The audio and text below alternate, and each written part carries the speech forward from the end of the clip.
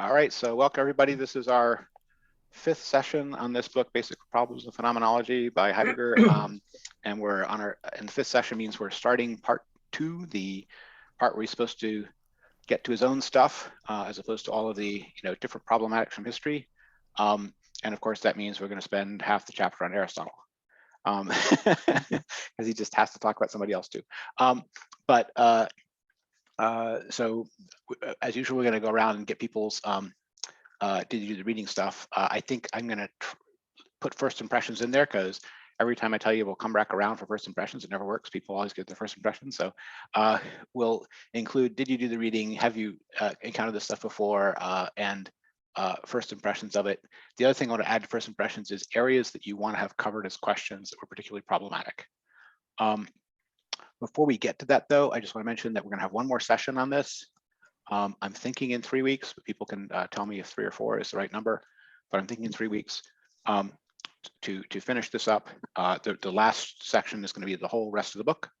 And then the other thing we should talk about at some point today is what to do next, because if we need enough lead time to order books or anything like that, we want to make sure that we've discussed it this time. I actually have a suggestion for that, which we can leave for the end of we talk about now. But it's kind of going off of some of the topics that get raised in the last section, the one we're reading for next time, to get I don't know, some distance on this a little bit. Sometimes you can understand what someone is saying better if you see someone trying to disagree with it in a reasonable way. So that's a possibility. Also open to other people's suggestions about what to do next. But anyway, so that's what we're going to talk about today. This section, set up next section and time it, and then talk about what book we want to do next. Okay, so that's it for like quick intros. We want to do our round of did you manage to do the reading and so forth. I'm going to start with Carlos, who was already talking about how in this session we seem to get the same thing gone over multiple times. I would just sort of quickly preface that with there's a little intro section where he's sort of setting up why he's going to talk about time in Aristotle. And then he's got these 2 levels of time and temporality. And then when he's talking about time, he first of all gives the notion of time in Aristotle as it's sort of laid out in Aristotle's argument. Then he gives an interpretation of that, which is sort of his strong manning and or steel manning, whatever, and charitably reading as much of his own perspective into Aristotle as he can, so to speak. So that's just the interpretation section, which is sort of still on Aristotle and still talking about common sense time in a way. And then he goes to the temporality discussion, which is sort of his own phenomenological take on that same ground. So it can easily seem like you're getting the same thing 3 times there. And it's only in that last part that you kind of, well, it's not quite true. In that last part, you start getting a bunch of things which are his own view coming out, but it's peeking out by the second part as well. And then before all that, there's a little bit of a very quick survey of the other people besides Aristotle that he kind of mentions in passing, what might also talk about.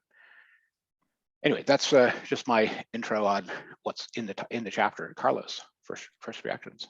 Well, I did read it, of course, and before that, I read chapter 3 because you said I needed to be more versed on something. Yep.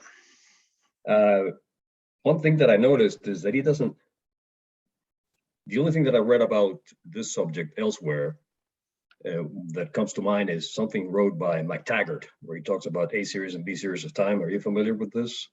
Not that version. I mean, I've read lots of other things on time, but not that. Anyway, but some of what he talks about is reminiscent of what McTaggart called a B series. But anyway, as I was telling Joe before we got started, I need to read this whole thing again, because there are many questions, and not something that we can take up here, except for 1 or 2.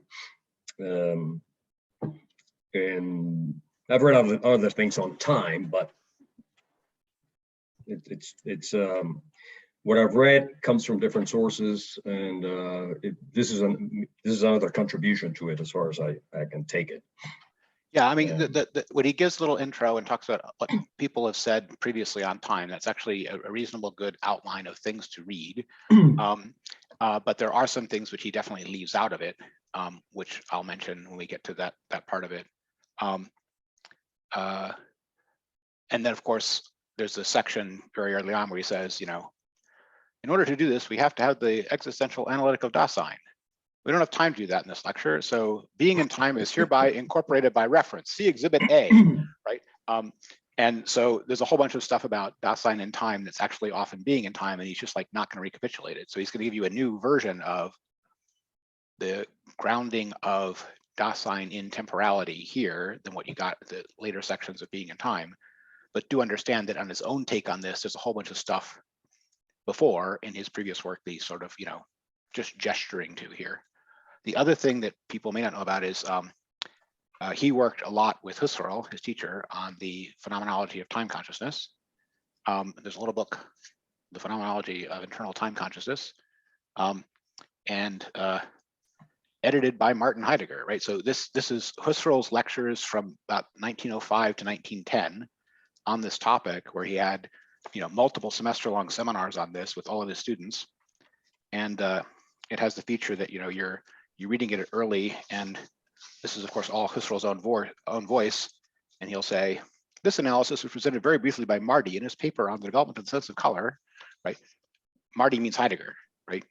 This is written at a time when from Husserl's point of view, Marty is that 21-year-old student there in the class. This book itself, which was edited by Heidegger, came out a year after this one. So there's a bunch of stuff in here, which is Husserl's views on a phenomenological approach to time consciousness, which obviously Husserl did tons of work on, and obviously Heidegger was there for a bunch of and edited and put into this book form, and he's going to publish it 1 year after this. But he doesn't mention that at all here, right? And maybe that's because he doesn't want to steal the thunder of publishing it, or maybe it's because he's had his own take on things. But in the survey of the people before who've done important work on this, he sort of goes up to Bergson, and then time ends. So Husserl coming right after that was obviously working on this stuff, and Heidegger knew all about it, but he doesn't incorporate it. And I think not necessarily as out of any disrespect for Husserl, but just because this wasn't out yet, right? He couldn't refer people to this book because it's out a year later. It's called the Phenomenology of Time Consciousness. The phenomenology of internal time consciousness. And that's one of the features you'll get in Husserl, is that he will be very careful about distinguishing these levels of claims about objective time and claims about phenomenal or internal sense of time. Heidegger is doing phenomenology, so he's talking about the phenomenological evidence of time, and then he'll make lots of claims about what that means about other understandings of time, so to speak. But Husserl is more of this, still coming out of the positivist logical school, moving into this, where he's going to say, over here you have this theory of objective time. That's not what I'm talking about. I'm talking about phenomenal time. I'm talking about how time appears inside the consciousness. But one of the reasons Husserl is doing that is he's diagnosing a bunch of misunderstandings in previous attempts to understand time that mixed up those levels. They had, theories about how things had to work objectively that didn't understand consciousness well enough and weren't looking at the evidence of consciousness well enough. And so they wind up getting messed up. What is an objectively occurring fact, and what is an appearance inside the consciousness, and what is an appearance to the consciousness, and an act versus an act of the consciousness actively doing it, and so on. And they make a hash of those levels. And the result is, in this book, Husserl is saying, no, we're going to do phenomenology. We're not trying to make a theory about how these things work, like we're physical scientists trying to explain the interiors of a watch. We're explaining how it looks from the interior of consciousness, because we're doing phenomenology. We need to get the evidence right, and any theory has to explain, comport with, be compatible with this evidence. But we first have to see the damn evidence. The damn evidence is the internal time consciousness perception, right? So that particular move that you get in Husserl of suspend judgment about any theory you have about the external world and just look at the evidence of experience, that's sort of the characteristically Husserl move. And you don't find Heidegger stressing that here, but he's already sort of past that move having been made by the fact that he's doing phenomenology at all. He will then make all kinds of claims about what the phenomenological sense of time means for where in ontology time comes in and anything like that. So he's not taking Husserl's particular position on this. I'm not trying to say that. I'm just saying if you were expecting a different levels of objective time, subjective time kind of analysis as being the key thing, you'll get where that was hashed out here. Heidegger, at the time that he's writing this book, is editing this book of Husserl's thoughts on the topic. Okay, just a little background on previous work on time. I'm going to talk lots more about other people's work on time that he mentions when we get to that part. But Carlos, were there other areas of question you wanted to focus on? Make sure that we cover. Temporality. I'm not getting that term. Okay, yes. We'll definitely talk about temporality. So he's got two versions of it somewhere, Temporalität and something like some German term. Yes, the German term temporality, likely timeliness, temporality, temporalness, being in timehood, something like that. All of those are sort of the ordinary German term. And then he gives another Latinized term for yet another level of it that we really don't get to in this section. We only get to in the next section.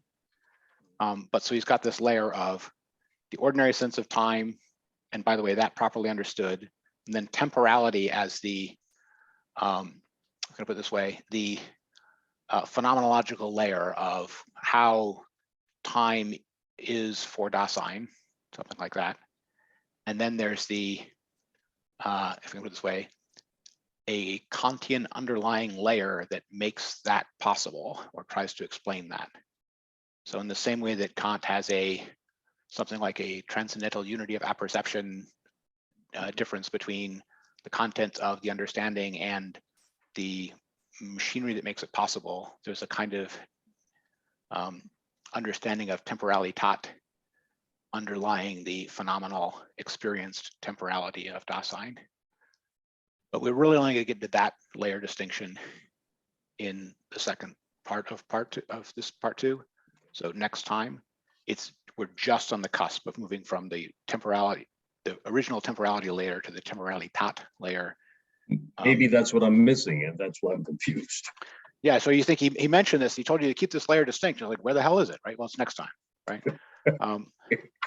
So he is kind of alluding to it. The place where you got sort of a few intimations of that was when he was talking about for Aristotle, the notion of something is founded on something or something presupposes something. It's going to be that same kind of move when he said that, motion presupposes, stretchedness or something like that.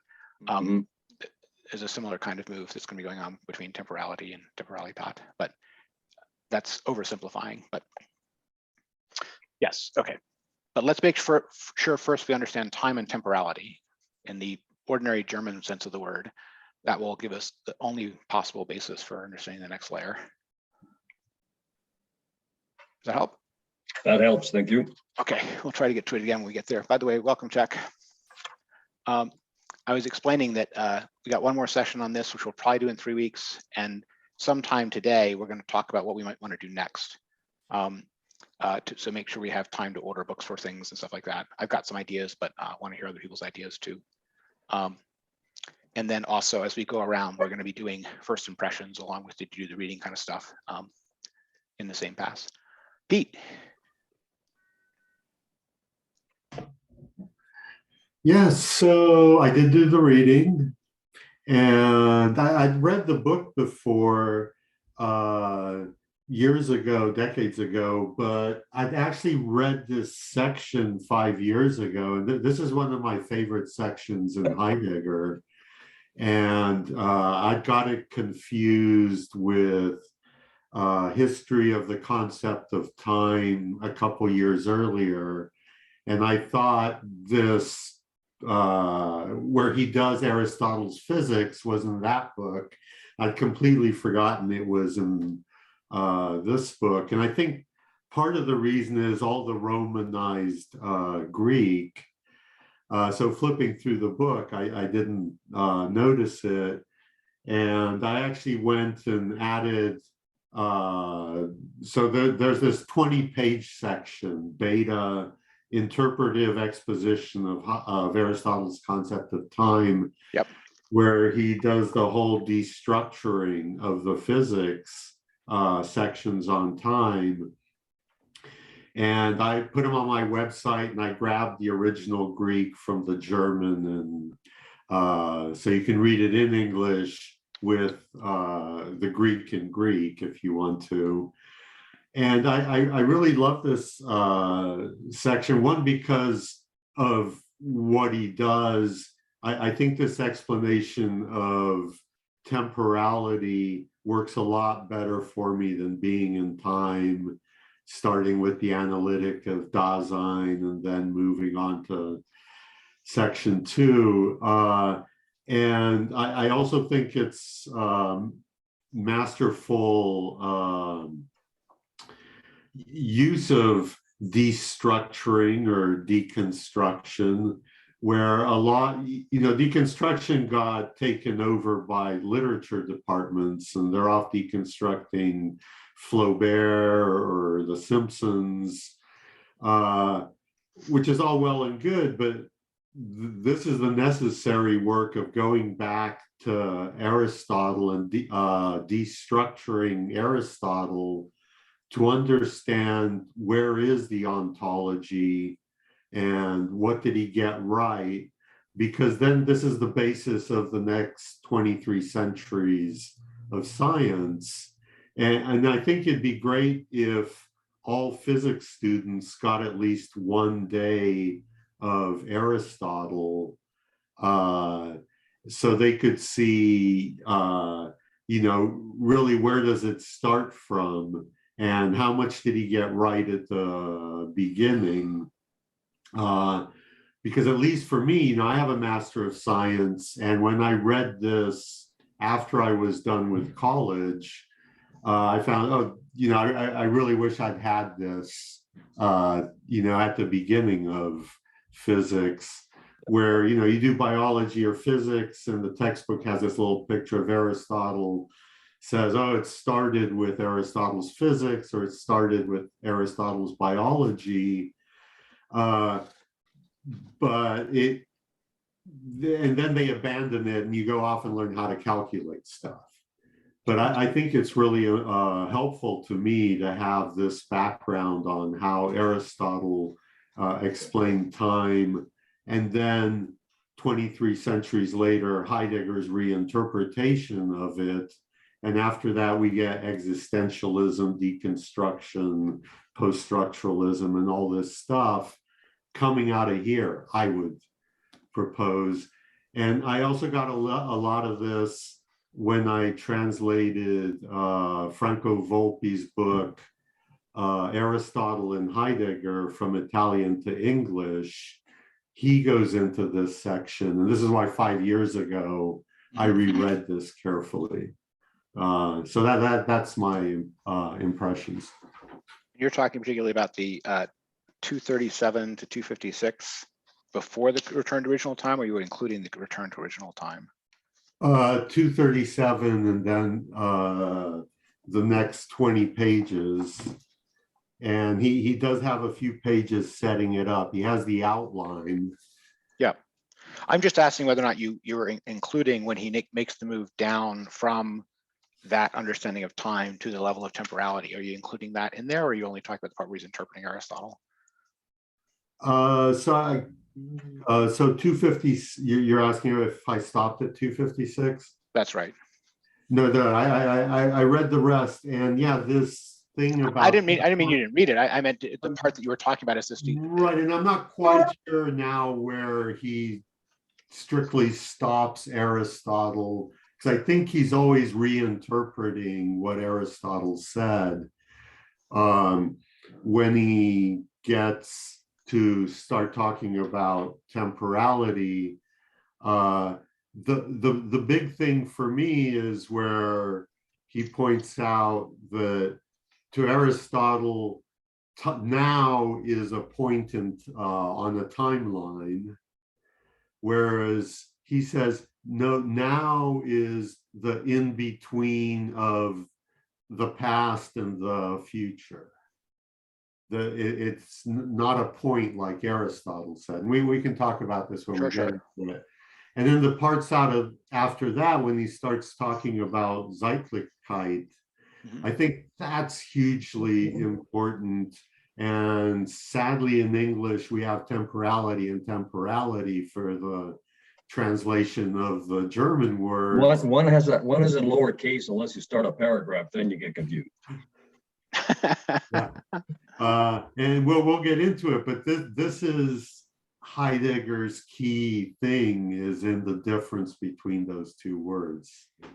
I think Heidegger's insight is sure. I think he's already got some significant insight in even the first of those levels. Let's put it that way, because I take that to be doing the from his point of view, correct phenomenology of the existential sense of time, something like that.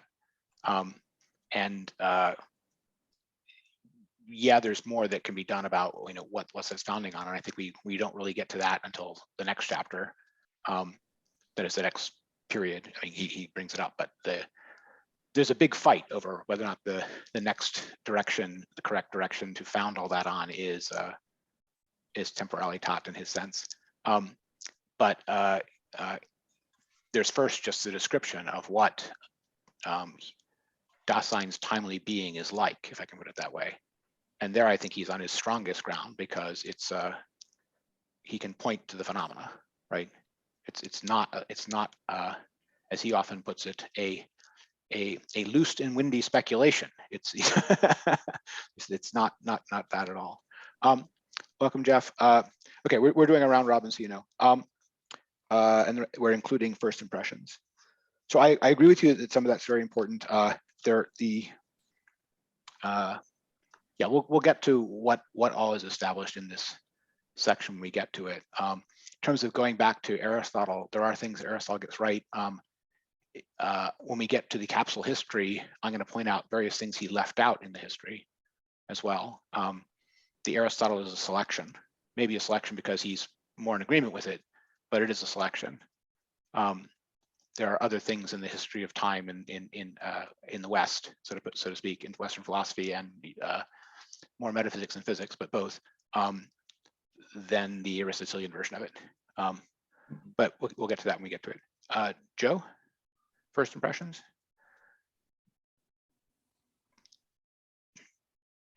Well, thank you very much for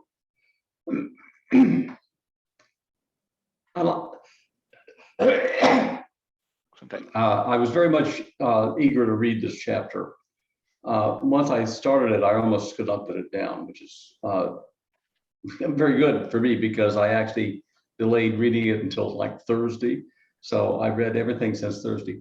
And mostly I've enjoyed the last 6 pages, which I read this morning. I always find that Heidegger's own contributions are the things that sort of really juice up the story, because I really love the history. I love being taught by Heidegger these ancient philosophers and what they believed and stuff and what they wrote, because my knowledge there of what they had done before was so vacuous, so impressionistic. When I was in high school and began to learn about the Einstein theory of relativity, it was popped out at me as a claim by a teacher, I think, that we have 3 dimensions in space and then a 4th dimension in time. And so I've always thought of it in that manner, geometrically, as it were. And when I read about Aristotle's, now and now, now and now, forever and now, almost sounds like Macbeth. The idea of what Heidegger has labeled world time was obvious to me. But I've noticed that it's very interesting, and anybody can notice this if they look, is that your internal sense of time is very different. Some things seem to speed by, and other things sort of linger forever. And I've always found that interesting. And this distinction that now you've mentioned, and which I saw in this chapter, of course, makes it much more clear between temporality and common world time. And all those distinctions Heidegger is making is just sort of really sort of giving you, if ever going to an art museum I saw a painting that was beautiful in its own right. But a docent beside me was said, but notice the brush strokes. And notice the subtlety of color between the eyes and the cheek. That would greatly enhance my appreciation of the painting. And Heidegger has done that in my understanding now of time, and I'm very eager to go forward. So that's my first impression. Understood. Some of the things on I don't know, relativity theory is mentioned briefly in passing. He doesn't really engage with it. He's trying to almost make sure that he stays to a philosophical level that doesn't engage with it. There are a few places where it's implicated. He does focus on this notion of stretch or measure as being one of the definite things that's primitively there in time, both in the Aristotle interpretation and in his own understanding of the features of temporality. It's very easy to, there's a lot of popular explanations / understandings of how modern physics thinks about time that are just completely wrong, right? So I don't want to go too far in that direction because it's easy to get it wrong. One thing I'll mention about this book is that it makes the claim that the internal sense of time isn't simply linear, one-dimensional, and that's something which is also used here. But the specific examples that Husserl likes to use are our ability to understand a piece of music, which is a temporally distributed object. You cannot hear a melody without retaining and having expectations, as well as just hearing the current note. The current note, the melody is never in the current note. So this element of needing a primary retention in order to even hear the transitions, as well as the difference between the way in which you are mentally engaged in time hearing a melody in the present versus your ability to replay in your head a melody that you learned 5 years ago as a piece of music. They're very different notions of present, past, having been, etc. in all of those. And they all engage this fact that we are perfectly capable of understanding temporally extended things. We are not glued to a moment in that respect. Question, Joe? Yeah, I just wanted to follow up by saying one thing I noticed that seems to be absent in all of this discussion, even though it's implicitly there, is the whole idea of memory, human memory, the way in which we remember our personal past. I appreciate that it's sort of in there. Yep. But memory as a specific identified thing. Yeah. So it's much more common in modern discussions. It's there in the discussion of having beenness, and he talks about forgetting as one of the ways, as a modification or mode of having been. Right. And some of that is also discussed in terms of the authentic and inauthentic ways of being related to one's temporal past into major theme of being in time. The other thing that will come up related to that is when we get to the next section, there'll be kind of an agon with Plato, if I can put it that way. He will bring up Plato's doctrine of recollection, which is not memory in the modern cognitive science sense, but recollection in Plato's sense is something like an attempt to get at the a priori in Kant's sense, and something like the ontological foundational, something like that in Heidegger's sense. But all of those are distinct from, if I can put it this way, mere memory. But even mere memory is complicated. And if you want a good analysis of memory and its different types, then this is definitely the book.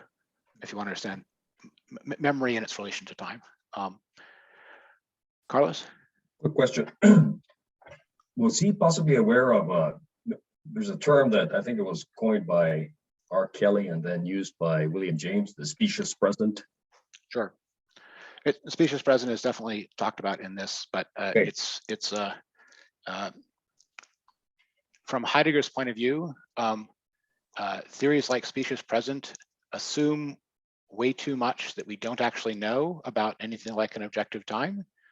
And from his point of view, that makes them what he multiple times in this chapter calls woolly speculations, meaning they're not grounded in phenomenological evidence.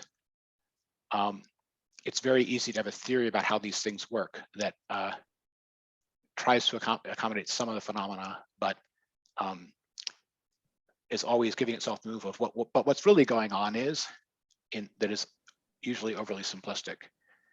What the things like Husserl managed to bring out was that you have to be very careful about those things. The phenomena themselves are more complicated than you think. That is the phenomenology itself.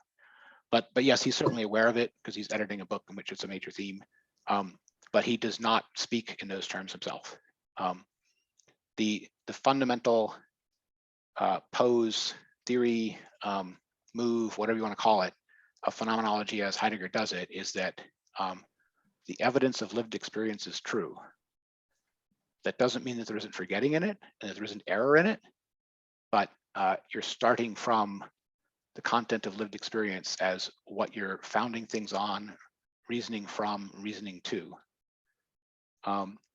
And something which tells you that this whole category of your experience is mere illusion, which is the kind of thing that Kant would do all the time, you won't find him doing that. There's nothing mere about illusion to Heidegger, if I can put it that way.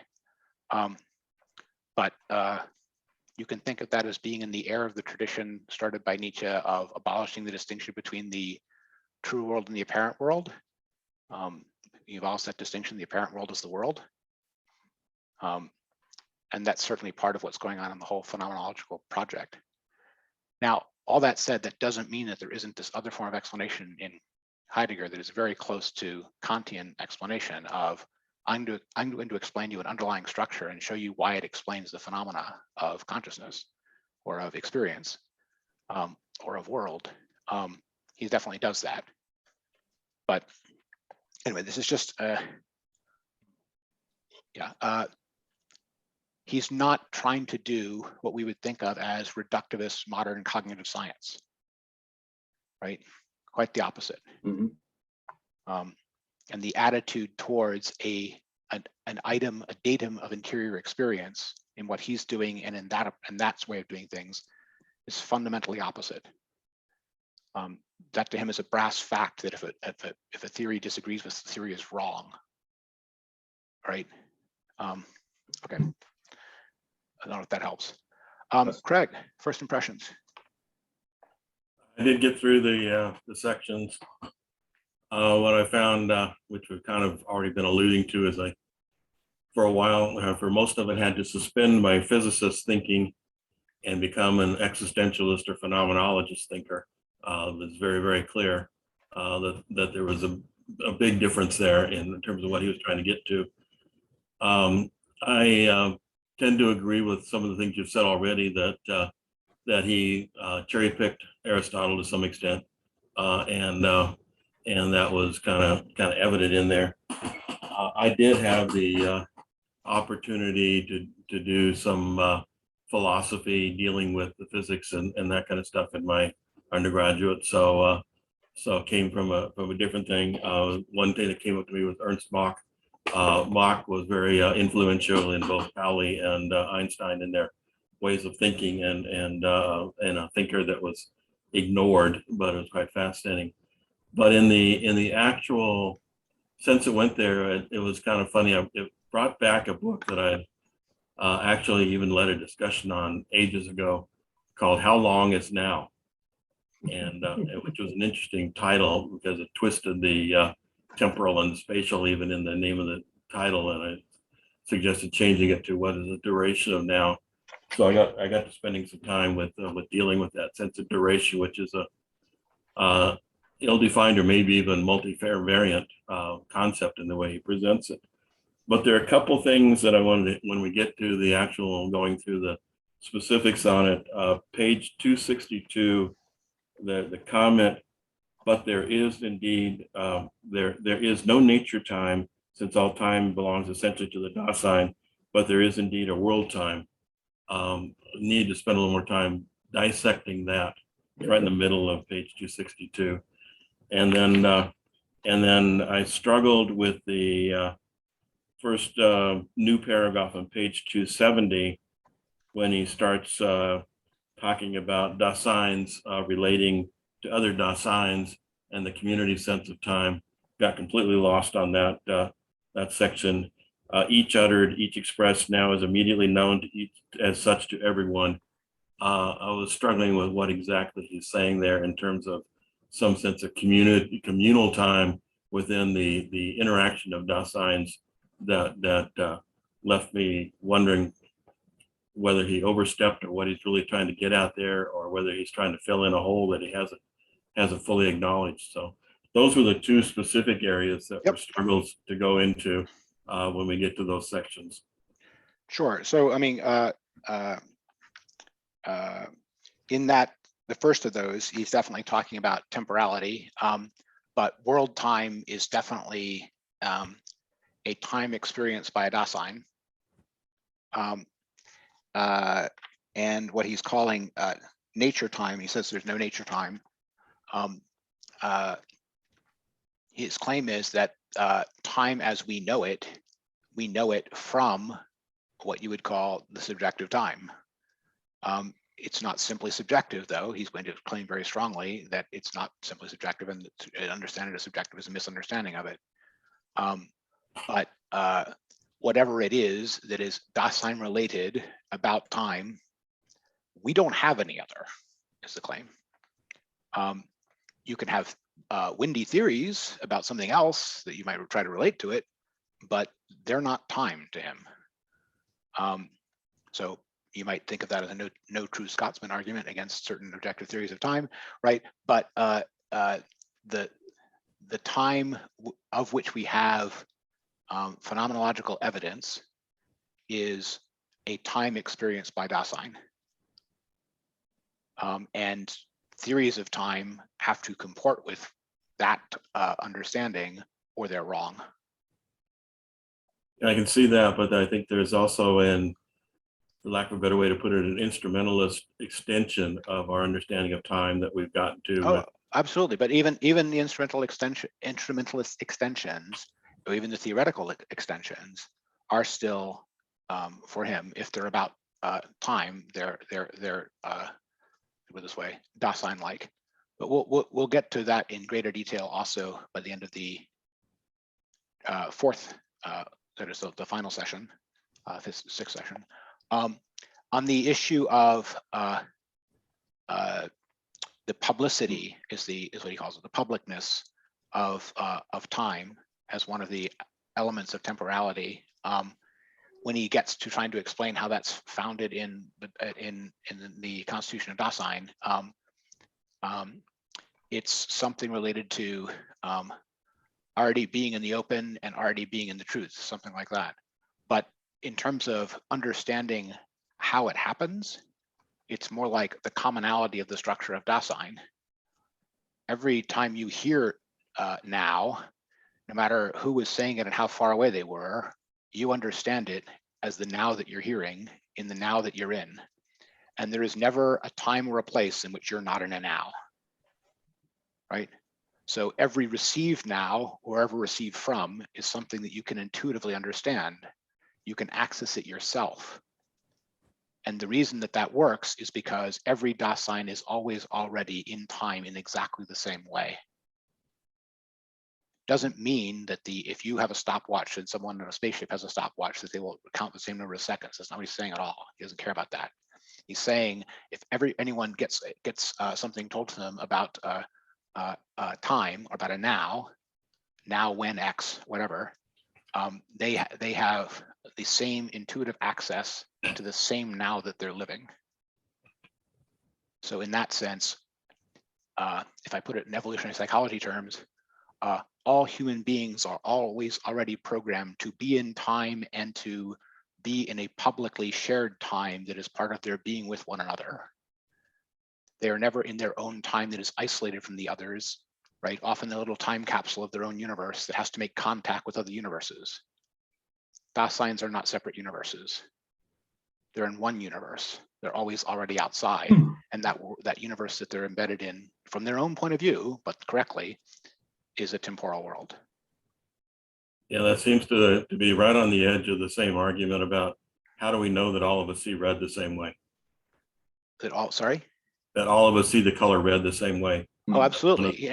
And you know, the subjectiveness of qualia is a favorite for subjectivist philosophers. He's not a subjectivist philosopher in that sense, but he is claiming that these structural things are not even like the qualia, right? They're part of what it means to be a Dasein. Yeah. A Dasein that isn't related to time the way we are isn't a Dasein. That's what he means by saying it's part of the Dasein's ontological constitution. So when Kurt Vonnegut, you know, imagines an alien being that experiences time differently as two-dimensional, right? Not in the way that this has two dimensions, by the way of memory, then that's not a Dasein to Heidegger.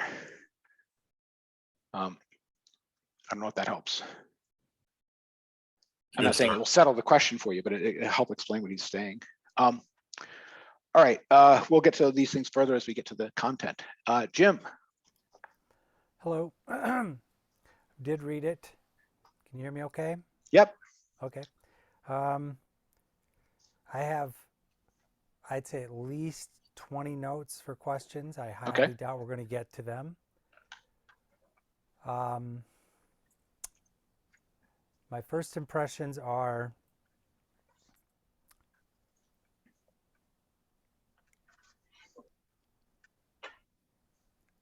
he pissed me off at the end because, once again, another promise not kept yet.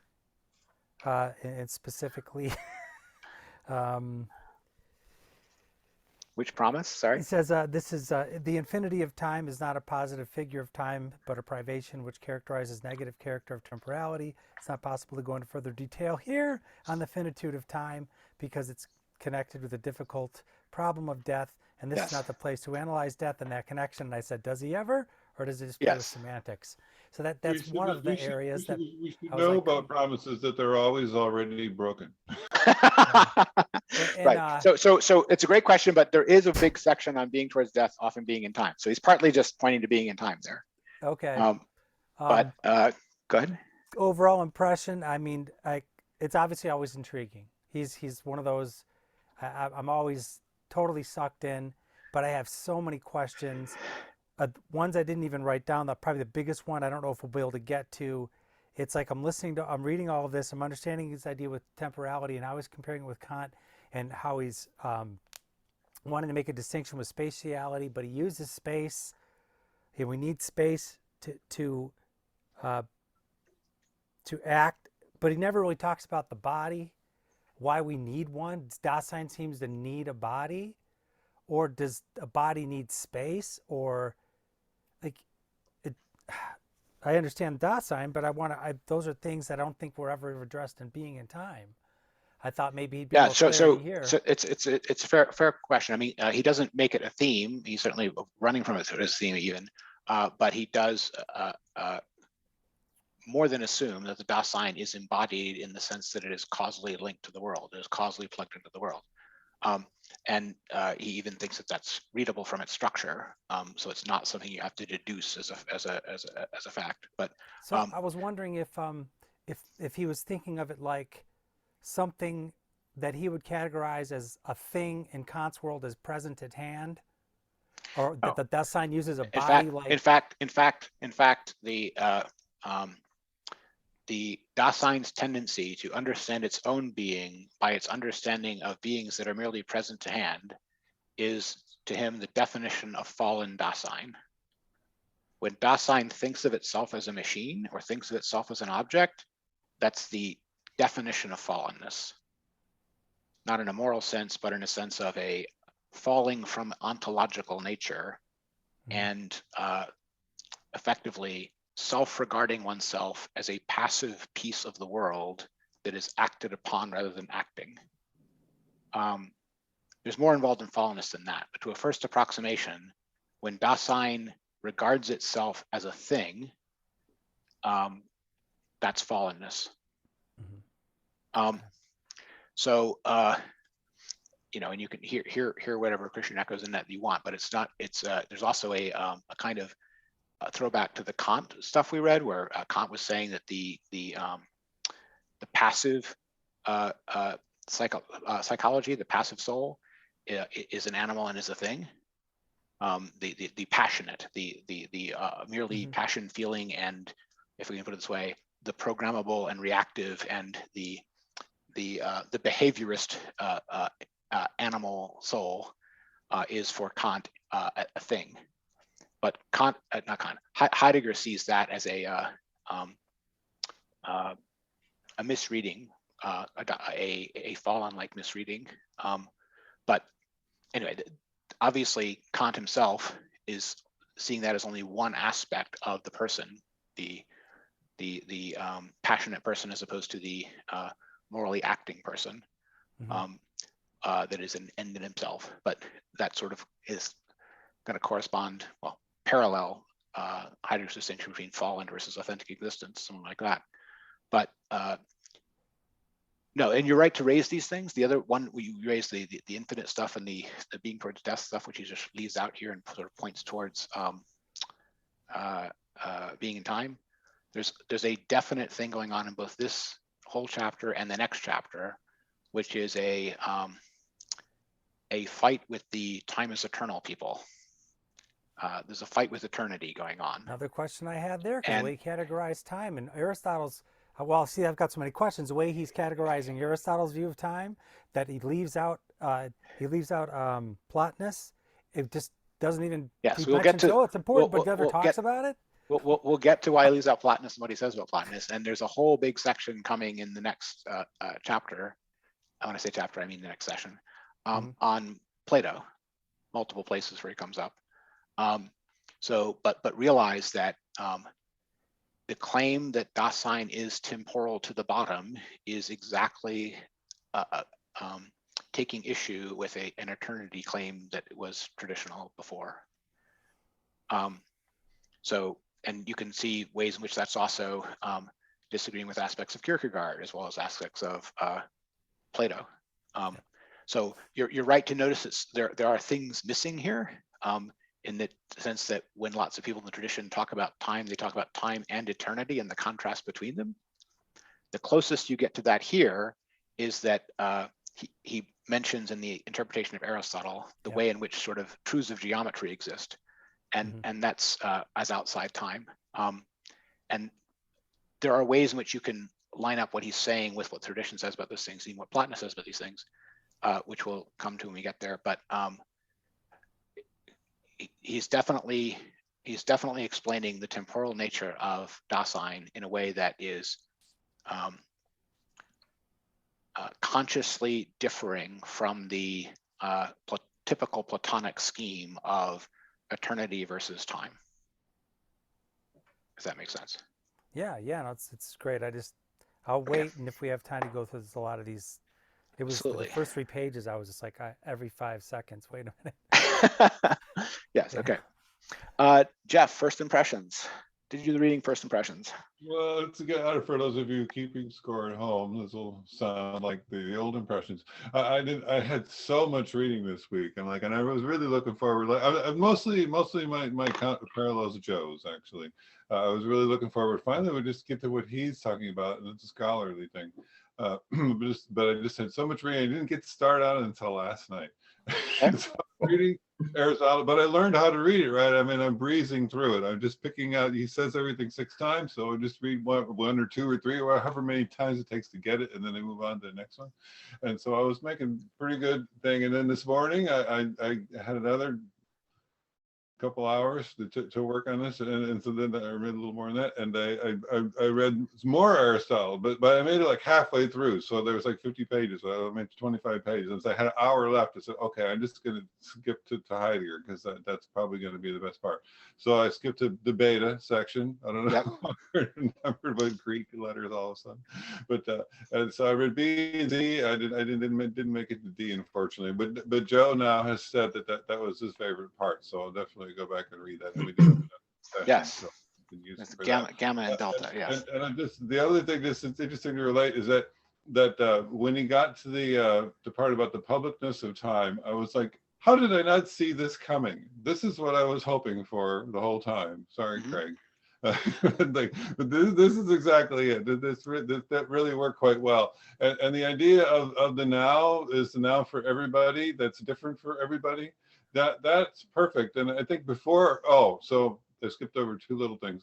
So the this idea of like putting things. I'm always in these conversations. I'm always going back to like associationism, right? You know, which is contemporaneous with Husserl, right? That like, you know, things fit together, and so that now really is a great application of that, and most of my ultimate explanations go with that. And the other thing to add is that. I was a little distracted in reading the Aristotle thing because I kept thinking it's like, well, this is kind of better explained by George Lakoff, you know, in this, the metaphors of time, but with the, I mean, you know, the approach is like that. But for Lakoff, the key things are, in case people don't know, it's pretty simple actually with respect to time anyway. You can either move through time, or time can be rushing past you. It really comes down to a difference in your orientation as to whether you're willfully moving through time or whether time is being thrust upon you, and that really I think would sort of, I think that would not only simplify Aristotle, it would relate it to. Now it could be then in the 10 pages or so that I had to skip so that I could get to Heidegger, perhaps he does something like that there. So those are. There's a little bit of that more in Being in Time than here, of time rushing at you being the inauthentic experience of time, and you moving through time being the authentic one. But this has to do with the understanding of resoluteness, which we can get to. But it's barely mentioned here. It's mentioned in much greater detail in Being in Time, where he talks about the authentic versus the inauthentic reactions to each of the ecstasies of time, towards the present, towards the past, towards the future. The inauthentic relation to the future is hope. You don't think you can do anything, but you just wish that something would happen. The inauthentic relation to the present is distraction. You just let anything else going on suck up your attention and your being, and try to not be there. And let your iPad do the thinking for you. The inauthentic way of relating to the past is to not regard it as you, to sort of cut it loose, to sort of it can be forgetting it, or it can be denying that it was you, so to speak. But each of the different ecstasies of time in Being in Time has a way of being related to inauthentically and authentically. But some of that gets at what you're talking about there. Carlos? Quick question. Would you suggest reading that other, excuse me, that Phenomenology of Internal Time Consciousness, excuse me, before or after the next assignment? Oh, definitely after. Don't try to distract yourself with all of Husserl's whole problematic before finishing this book. Read this book on its own, in its own way, and when you have time, some other time, read this book in its own way. It's a different thinker. He's going to think about things in a different way. Put the problem in a different way, and it'll be too sharp a change to be keeping both of them in your head if you haven't read either one before. Fair question. Okay, Dan. Hi. I read this book about, I don't know, 10 months ago, and I didn't return to it now. I kind of, about 2 years ago, I discovered Heidegger, and since then I'm cruising through him and reading book after book. But I will try to, next time when we pick the next book, I will try to read it or reread it at the same time with you guys and be on the same page. Fair enough. Do you remember any sort of immediate impressions of some of this problematic, or just? Not directly, more like vaguely and in fair enough. Broader terms. So I will try to, unless it's something you guys go there, I will not go into the details with you. That's fine. You just react to whatever we're actually talking about as we go through it. Chuck.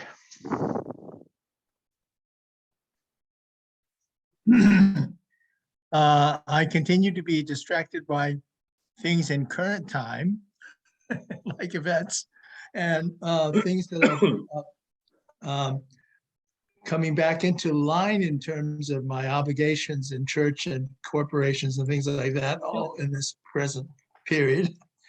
So no, I have not had a chance to catch up with the readings, but I'm enjoying your conversations and the commentaries that are coming from many more learned people that are part of this discussion.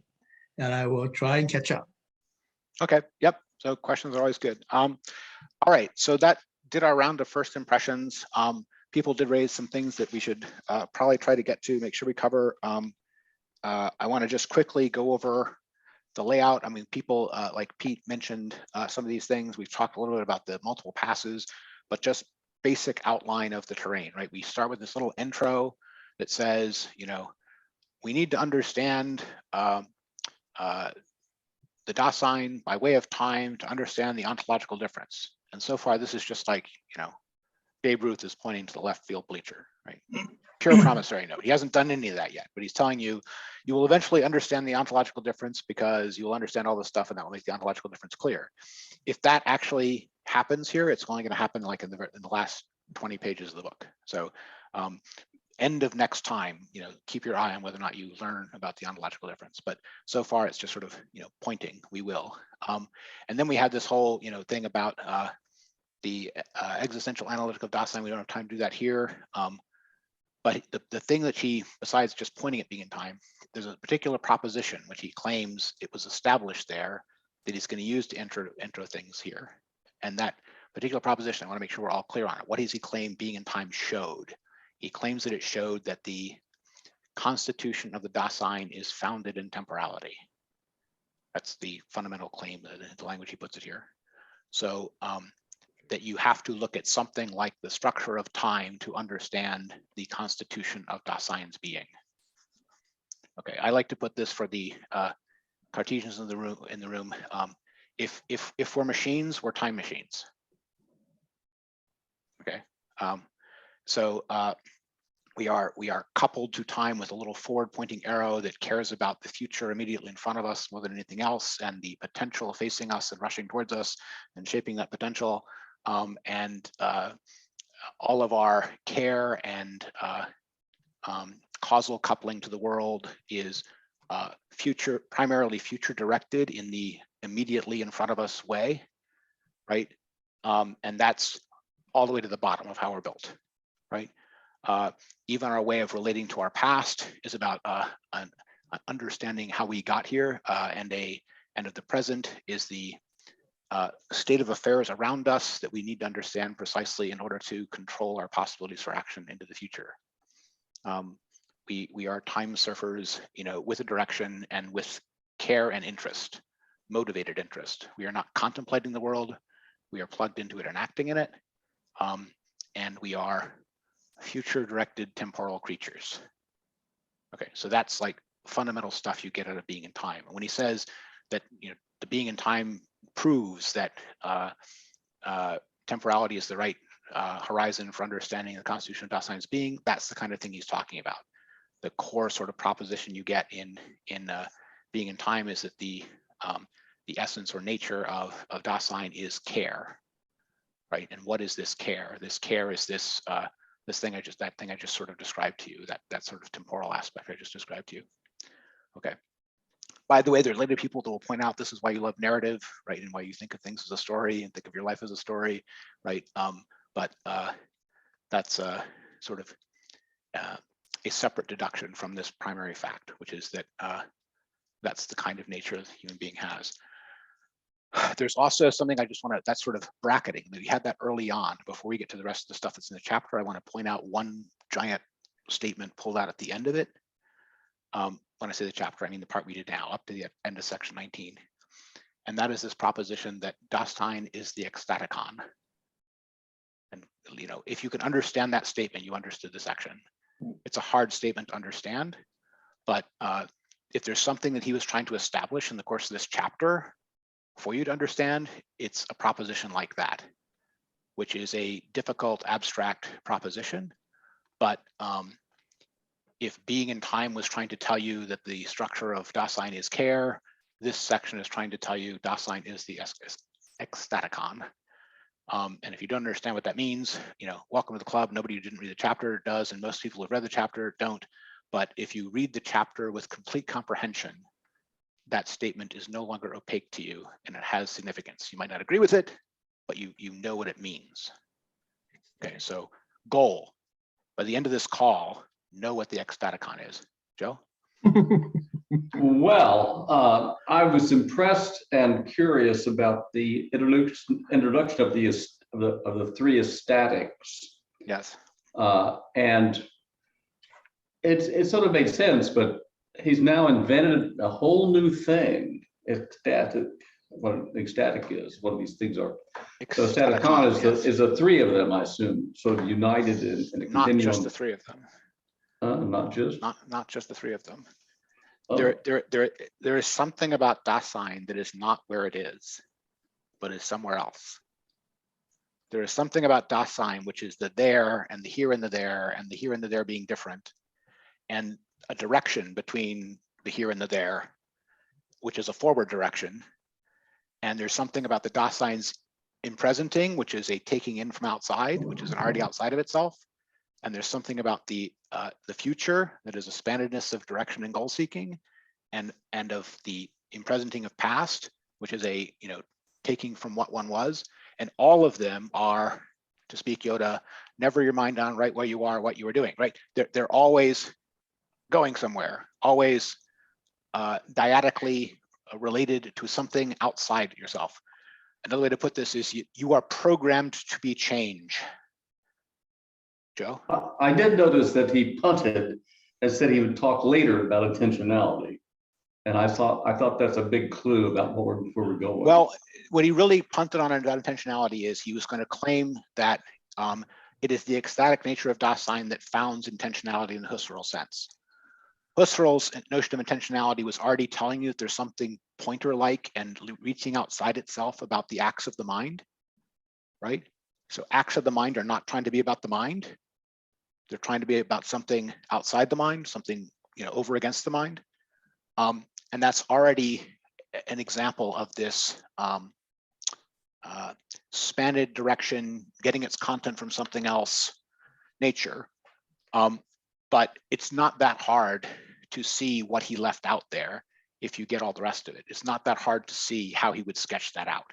He doesn't go through it because he's really just at that point arguing with his teacher, and he's trying to explain to people who followed all of Husserl what step you have to take to get beyond Husserl to where he is now. But since he can't assume that everybody in the audience has completely understood Husserl, they're not going to get it anyway. So he leaves it out.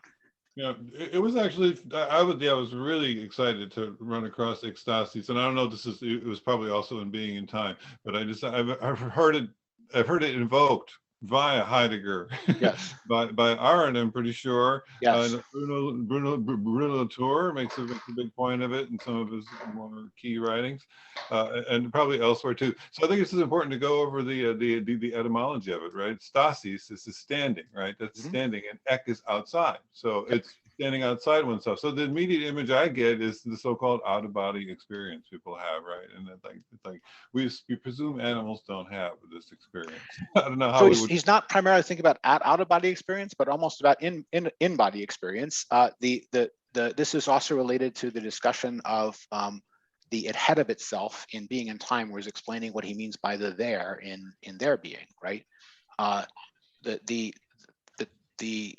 Your attention is focused something like about 20 feet in front of the center of your visual field. And 20 feet in front of you in the center of your visual field. Why? You are never focused on where you are. You're always focused on the right in front of you. Why?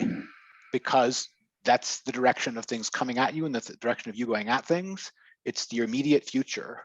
The immediate future is the always present theater of most important operation, right? Yeah. And that is always a there that is a right there that is a not quite right here. And all the other different ecstasies also have that character of this spannedness, and there's a direction of that span, which we talked about as the ecstatic horizonal character of temporality, which is a big complicated way of saying that whenever there's a focus of your attention that you're looking at, there's always a direction of that focus. And in the direction of that focus, there's some whole space, there's some whole region. The future, the past, the present are such regions. Sorry, go ahead. Let me push back a little bit on that, because I feel, what you described sounded like mere intention, right? And people are pretty familiar with that idea that, we look ahead and we're not where we are right now. But what I liked about the ecstasies, especially the way it was put in this reading, was that it closes the loop, right? It's like we see it, when I mentioned, the out of body, I'm thinking like, people like they float, but they're looking at themselves, they look back on themselves, right? So they're out, but they're obviously in, and the body is the center of it. So it's just that sort He's of not. way. He's not primarily talking about that. I'm trying to tell you though is that the outside is not an outside your body. It's the fact that your attention itself is always focused on a direction of it's attention and intention both have this focus like exterior character because you are an ecstaticon. You are always a drinking in a what the meaning of your being is right now from a directed other. You are a drinking in machine, and a drinking in machine is never in one place. It's a change machine, and it is a change machine because it couples in different directions to other things that it is relating to and interacting with. So that's the primary meaning of ecstaticon. It's the fact that we have this active, dyadic, focused, attending character, and that is exactly the opposite of something which remains statically what it is in one place. There's a section earlier we were quoting Aristotle, interpreting Aristotle. Aristotle says something like, if something is in its own right, it has the characters of self-sameness or identity and oneness. And if it doesn't have those characteristics, it cannot possibly be in its own right. Well, he's saying we don't have those characteristics. We have the characteristic of getting the content of our being from a something else around us, our future, our past, our environment, right? We are always already outside because we are pointed, directed, forward direction temporal machines. We are change machines as well. We are not static points that just sit there. Yeah, well, actually, I agree with all of that. So I think all that I'm quibbling about here is sort of like, what is the proper metaphor to sort of show what's surprising about this? And I guess that's why. And actually, I've never had this sort of dream thing where I've read about it, right? Yeah, he's not trying to talk about an unusual experience that very few people have had. He's trying to talk about the reality that everyone can confirm for internal experience. But it's different, and that's why people stumble over it. So I feel like there needs to be at least a nod to that. And I feel like, I mean, to me, what makes that work is exactly what you're saying, which is that really it's the other people. When you see yourself in other people's eyes, right? That now suddenly I'm a real person because to them I'm you, right? So that's sort of the thing. And so one version of that, it doesn't involve other people, is sort of this dream, which I really don't want to harp on it too much because like I haven't actually. Yeah, it's in terms of the seeing yourself as you are in the eyes of other people. That's exactly what he calls the structure of the they, different thing, but it is the tendency to live in the, this is, the kind of thing that Rousseau would go on about the amor proper or something, but the sense that you live in your image and other people's minds, that's also involved. But there's a whole psychology of those things, but independent of those psychologies about the distorted version of this or that, right, or the unusual version of this or that, he's trying to talk about the usual first. And some of this you could also relate to what Hegel talks about the nature of the negative or the activity of the negative or something like that. Essences are and just sit there. We're not like that at all. We're made out of pure change. Something like that is what he's getting at with the idea of ecstaticon. All right, I'm getting the sense of the sort of turnabout that happened with being, so I'm going to hold out for later. Yeah. Yes. How do you spell this word up? You said that there's a statement in the book. It's EK STATKON. It's like a Greek neologism. Yeah. I had one quick question. Yeah, Jim. Are we going to cover this? This has to do with the. I was just trying to play where we're going. We've all got on this, just trying to where we're going. Go ahead. I think Joe maybe mentioned something about out of body things. So what I was going to ask, is it going to be covered? This is the problem I was having, thinking about this whole forward stuff, is if everything is predicated upon what's forward. I know that death is one of the big things Heidegger points to as like defining why we move forward all the time. But then we never get to actually experience death Yeah, as- if you want that fleshed out, you have to go read the sections on being toward death and being in time. You're not going to get it here. Okay, I meant, but was it maybe covered in the next one? It's not covered in the next one. It's only Oh. covered in being in time. You're not going to Okay. get it. You're not going to get it in this book. Okay. Right. All right, no problem. The only thing you get in this book is he'll just claim that experience time is fundamentally finite, and the notion of it being infinite is only a privation, or in other words, we take something that we experience, we negate it as in an imagination, something like that. But that's the only piece of that sort of whole understanding / problematic here. He the place where you'll get it, actually his full take on it is the section on being toward death and being in time. By the way, there's also a book that is of some interest by Levinas called something, I think, God, Death, and Time, that is of some interest in this because he disagrees with Heidegger on some of these points. But anyway, there's definitely a whole problematic there. You're right to, you're not the only person who's brought up that problematic there, put it that way. But he's not going to lay out the finite in the forward direction aspects of human time here as a problem.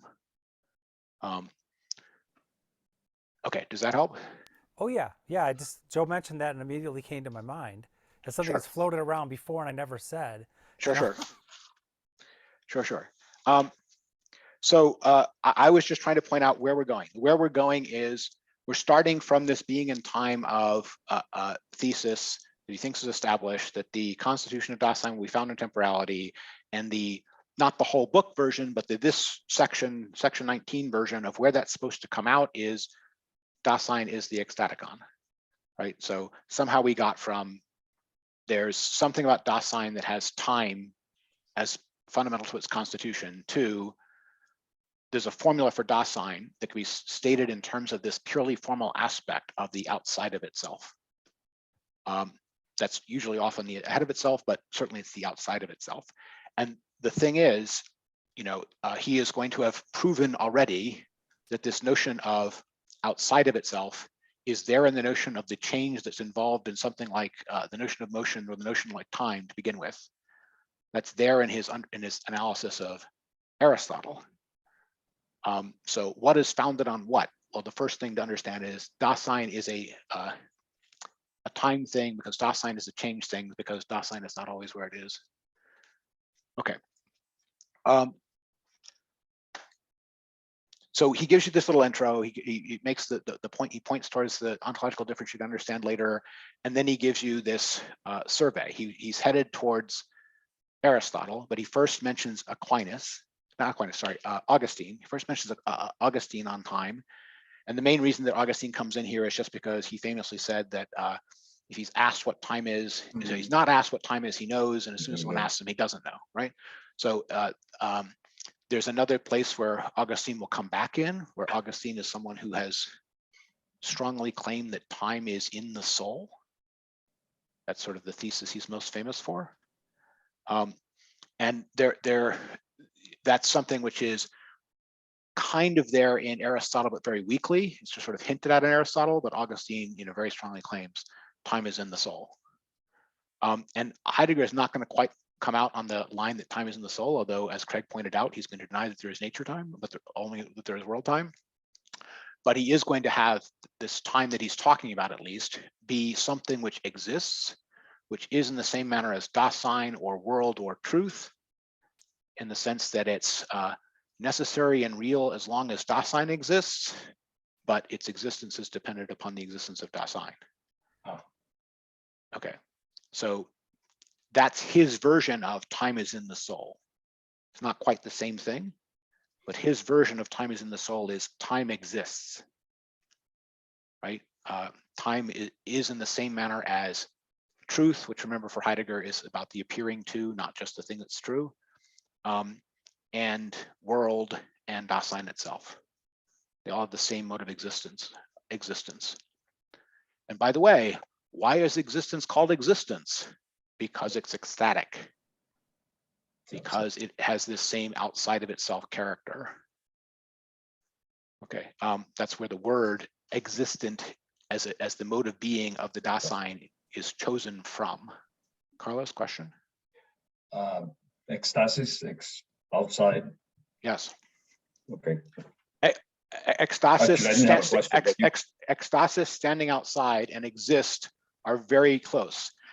There's no X in the Greek language like that. There's KS. Yeah. So, okay. So I just mentioned he brought up Augustine as like this little intro. He doesn't really actually go into what Augustine thought about time until later, besides this, this famous quote, which is also quoted by Husserl, by the way. And then he gets to the actual survey. The survey is all headed towards Aristotle's the guy we got to tackle this on time, because he's the guy who gave us the real treatise on time, often this little section of his physics. And that's where we're going to come to grips with the phenomena of time. Okay. But it's worth going over who's in that little survey. Right after that, he mentions Plotinus. And of Plotinus, he just says, oh, but he gives us a theosophical speculation on time. It's worth going off and looking at Aeneas 3:7 and seeing what you actually get. There's a little place where you could call it a theosophical speculation on time, but mostly it's starting off with, this is what eternity is. This is how time is different, right? It's all time understood as part of a dialectic concept that has an opposite of eternity. This is not about eternity in that sense, but when Plotinus wants to talk about it, he's going to start with the paradigm thing is eternity, and time is this, secondary derivative thing that we understand as the privation of eternity, something like that. That's what you actually get in Plotinus. There's also sections of Plotinus that are close to Aristotle in terms of their problematics about motion and so on. But Plotinus is not as unphilosophical as that one little throwaway line from Heidegger here might make you think, if you want to actually go read that section.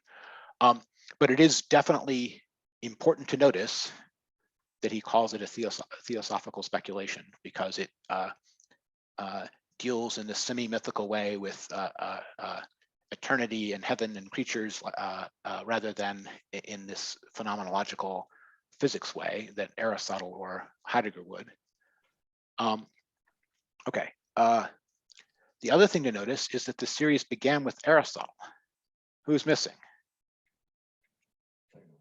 Plato's missing, right? By the time we're in the next section of the whole book, right, Plato will come in multiple ways. He'll come in for recollection. He'll come in for the myth of the cave, and various other, even the myth of the soul and the Phaedrus. He'll come in all kinds of ways in the remaining section of this book. And there's definitely a kind of agon going on with, or rivalry going on with Plato here. But in the section of what do different people think about time, Plato has just left that entirely. And there's multiple places where Plato could easily have been brought in. The Timaeus, where time is invented along with the world, as an example. The myth of reverse time in the Statesman might be another one you might bring in. That actually totally makes sense, though, because those are the dialogues that had the most difficulty discussing with people. They feel, I think, to true Platonists, those feel like they're kind of on the edge, outside of the center. Although Timaeus, which is a Pythagorean stranger, not Socrates, it was one of the most important Platonic dialogues in classical antiquity and early Christianity because of the apparent points of commonality with the revelation traditions, as opposed to with the Aristotelian position, and whether or not the philosophers were on one side or not on those questions was what a lot of the commentators in Aristotle were all about. So they knock down, drag out fights over the eternity of the world, and so on. Anyway, the point is that none of that's mentioned here. And then after that, he mentions a few things from the medievals where he says they're mostly staying with the problematic of Aristotle. But he does mention that they're also talking about aeon, and that is actually coming directly from Plotinus. So the point is that the medieval discussions of time try to deal with aeon, and that's the point is they're not simply Aristotelians, they're Platonists and Aristotelians, and the Platonic half is kind of missing here. And then for the early moderns, he gets only Leibniz, and then he says he'll mention Leibniz on time. He actually only doesn't get to it, and he only mentions Leibniz about the monads and the world idea in the next section. Doesn't mention it in this section. He mentions Kant. Kant is very important on time for some of this stuff. Kant's idea on time is that time is the form of intuition of the inner sense, which is already showing us something about this, agreeing with Augustine on time being in the soul, as well as, and that influences Mach, by the way, but, and then also, he calls it, and he's quoted here by Heidegger saying, he calls it the wherein of an order. This is this notion of there being something not simply line-like about time, but the right way of thinking about it is the wherein of an order. So the wherein is like a dimension, and the order is a before B ordering, which is not simply a line, but the wherein of an order is the sort of geometrical intuition, so to speak, of time that Kant thinks is a necessary structure of the intuition. And the critical thing to understand about Kant is he does not think that that's something about the objective world, or that we can know that it's something about the objective world, or that it's an objective time. He thinks that it's a necessary form of intuition for consciousness of experiences. So from Kant's point of view, if you know you're talking about an experience, time is objective and necessary. It's an empirical necessity. But if you're asking about things in themselves, you know nothing about it from nothing about time from that. So he calls that it is transcendentally ideal. So that's the particular take on time you get in Kant. And by the way, you can go find this in this section of the Critique of Pure Reason on the transcendental aesthetic, and it's very short. It's like 5 to 7 pages for the whole thing, including some objections. But yeah, that's actually a very good summary of that. Yeah, thank you. Right. Okay. Thanks. Okay. So, but I'm just trying to give you like the survey stuff. So he mentions Bergson, and his basic take on Bergson is that he was one of the most independent people in the series. Independent, he means independent of Aristotle as opposed to derivative from Aristotle, but thinks that he misunderstood Aristotle. What's the misunderstanding? The misunderstanding is he thinks that Bergson thinks that Aristotle understood space entirely on the analogy understood time entirely on the analogy of space, so didn't understand what was distinctive about time. Whereas Bergson thinks that there is a fundamentally different notion of time. This is the duration, the distinction between time and duration. That's the typical Bergsonian distinction. That an internal time that seems to run slower and faster is a durée in Bergsonian terms, as opposed to a wall clock objective time. Yeah, I really like Bergson on that. It seems like it might be for people who haven't read it. You know, the image there is the sugar cube, right? It's melted. You put it into your tea, and then you have to wait a little bit it's probably coffee. It's France, I guess, right? So yeah, you have to wait for it to dissolve, and so you have to wait. It's that waiting of it, which, you know, to go back to the Lakoff thing, that's basically where things are happening. You have to wait, and then suddenly we're counting. And I had that feeling a lot, and even in the Aristotle section here. We're just basically talking, you know, when we talk about like counting, you know, we count from how long did you wait? Well, I counted 1,000, 2,000, 3,000, that sort of thing, that measuring of time. You only do that when you're waiting because you're frustrated. Your intentions are frustrated. I want to drink this coffee, but I got to wait for the sugar to melt. And so that seems to be the use case for that anyway. Yeah, so again, some of the things like that, Heidegger thinks that he's going to get more accurate from these different understanding, different ecstasies of time, et cetera. But Bergson gets some credit for having thematized internal sense of time consciousness as being something that you could inquire about independently from anything science or physics pretended it could teach you, right? As making it its own problematic. But honestly, most people thought of that as just a piece of psychology. And you know, okay. Yeah, just one thing I wanted to mention. Sorry, go ahead, Pete.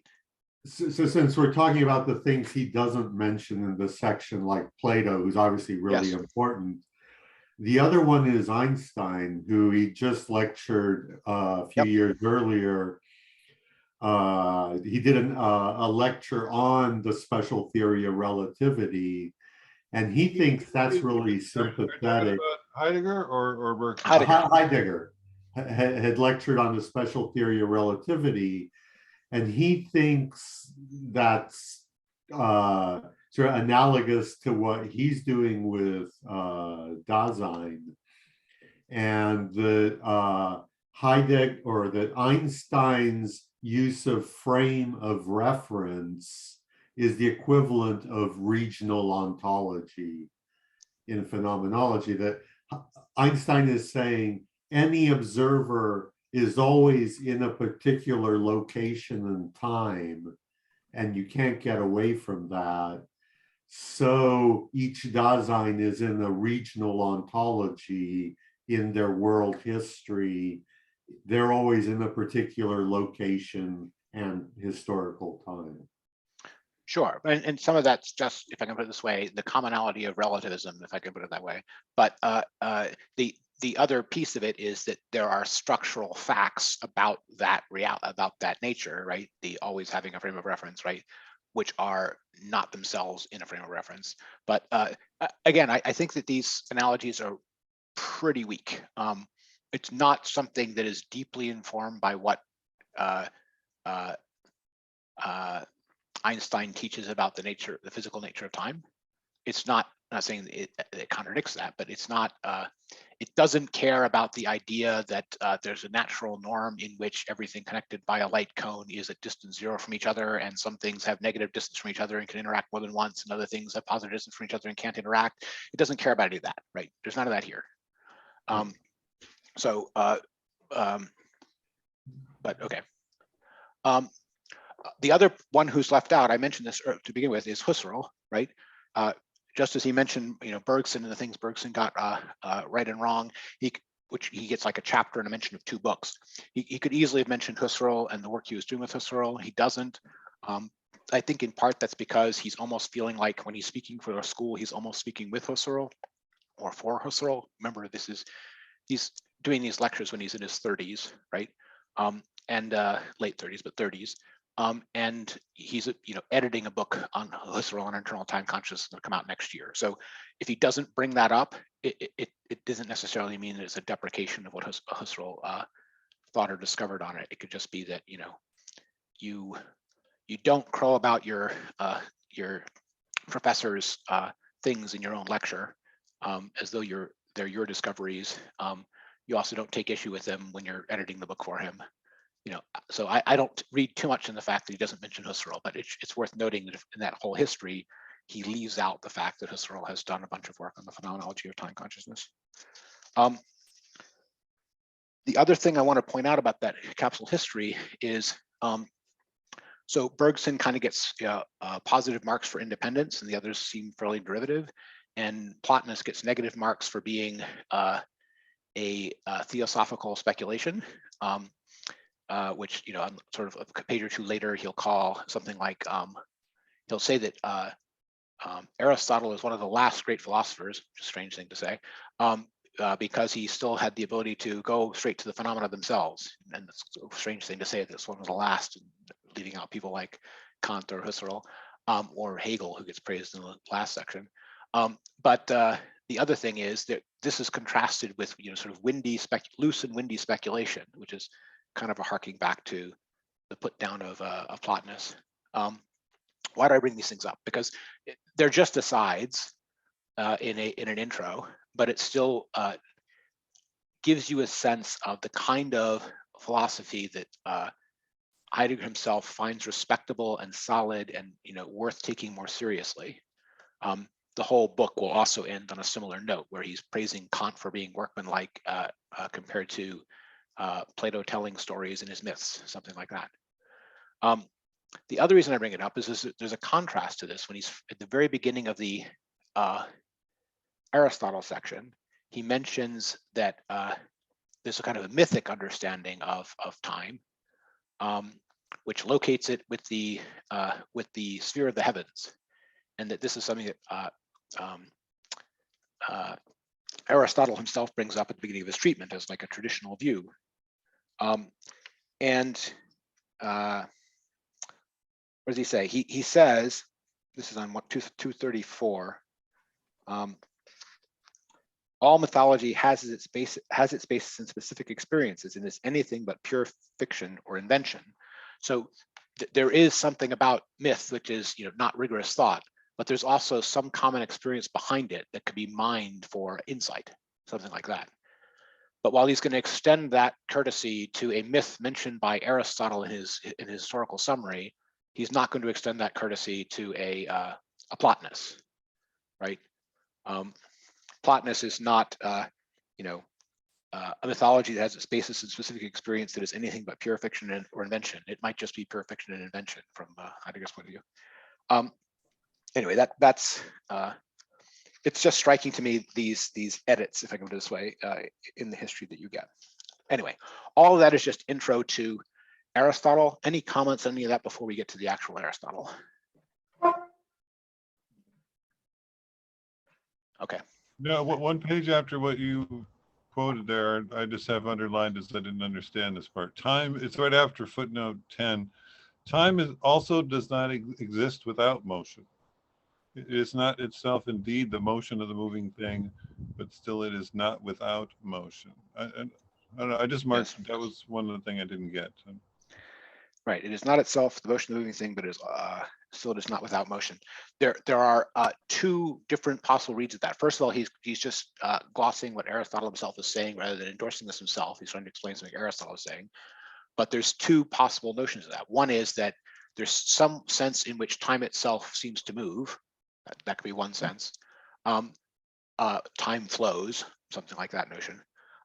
But the more basic one, and I think the one that Aristotle actually means here, is that he thinks of possible motion as being necessary for something like time to exist, right?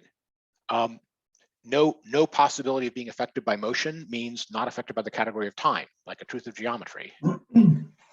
So I think that's what I thought, and I thought that was really odd that even that Aristotle would believe that motion was necessary for time to exist. Yeah.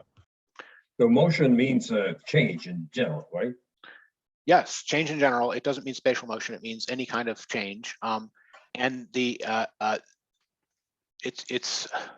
was a classic of the ancient thought on this stuff that to connect motion, change, and time, all three of them.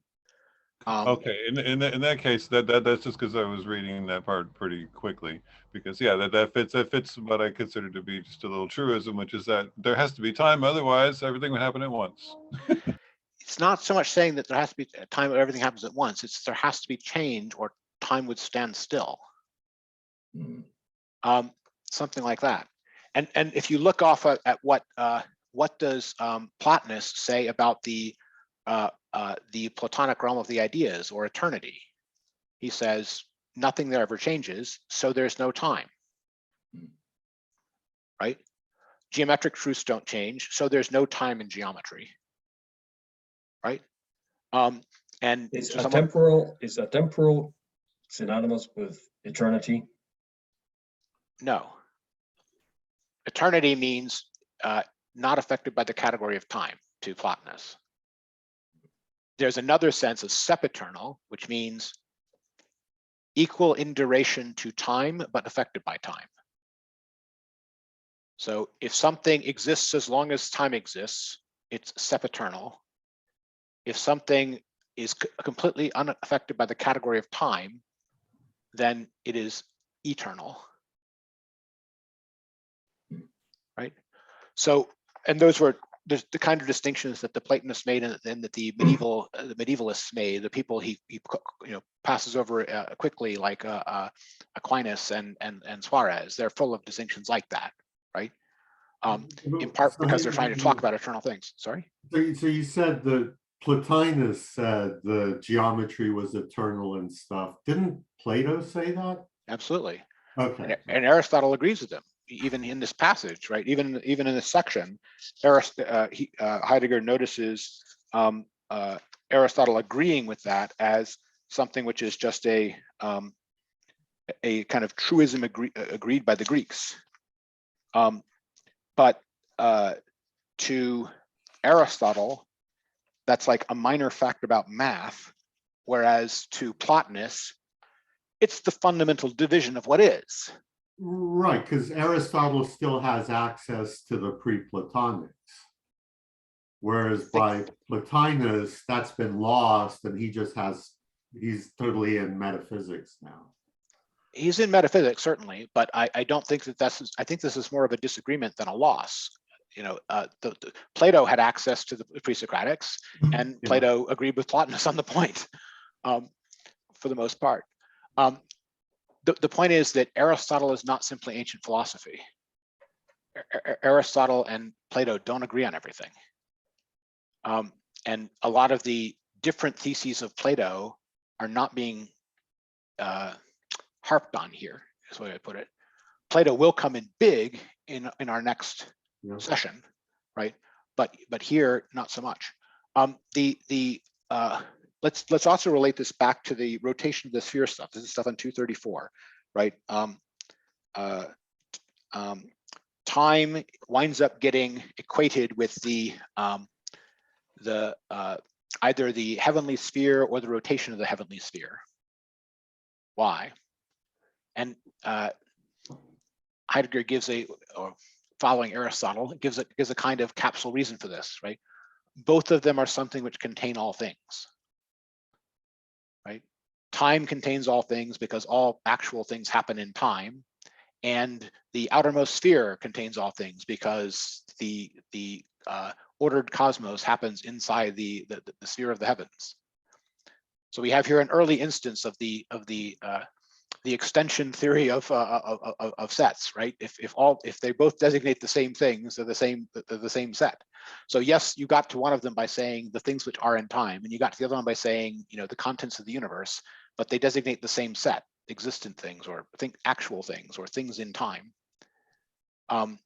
So this is something Heidegger himself will come back to, is this notion of there's something outermost about time, in the sense that it affects all actual things, or all things transpiring in time.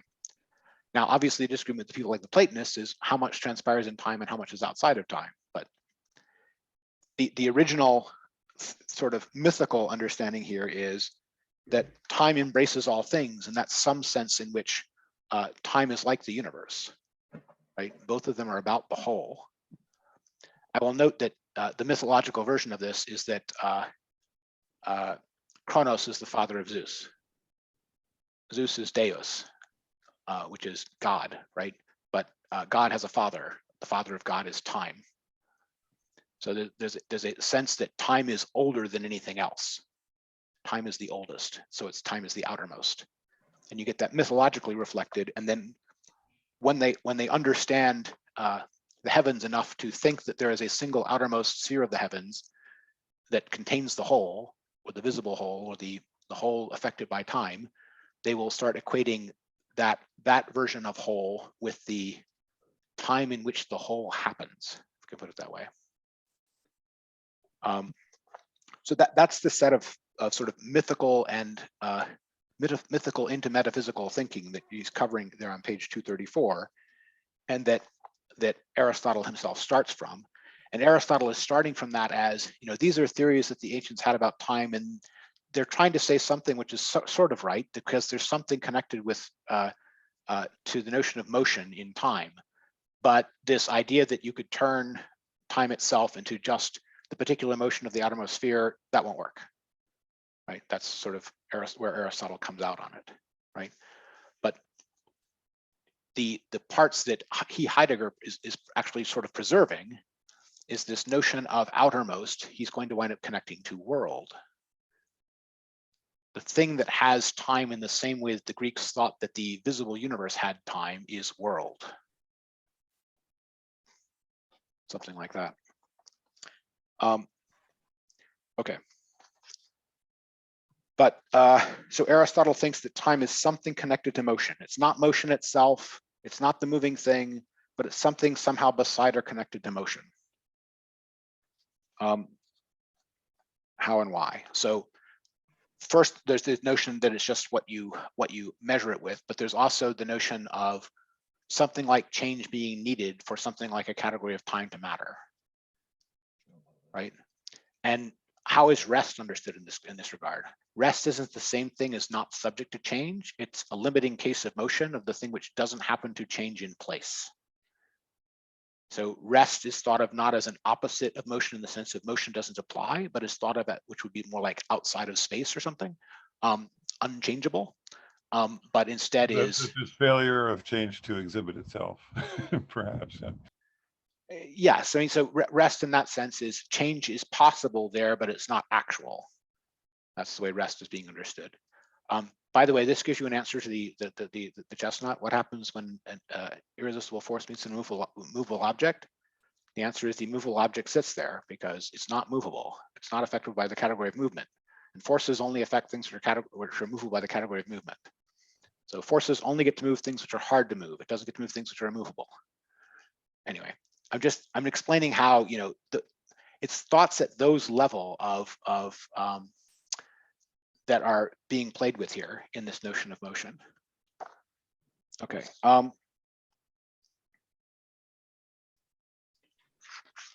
The next thing is that Aristotle tells us that it's something counted in connection with motion. And this is a little bit weird because it starts with just it's something counted, which is, you know, you can do 1, 2, 3, 4 seconds, no problem, right? But each one of them has to be a second, which means it has to have a certain spannedness. And that's a much better thought about time.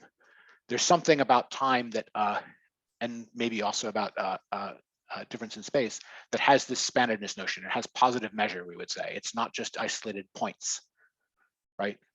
So the having measure notion in time comes out there. But it's also that it's manifold. This is where he talks about the fact that if something is in itself, then identity and oneness apply to it.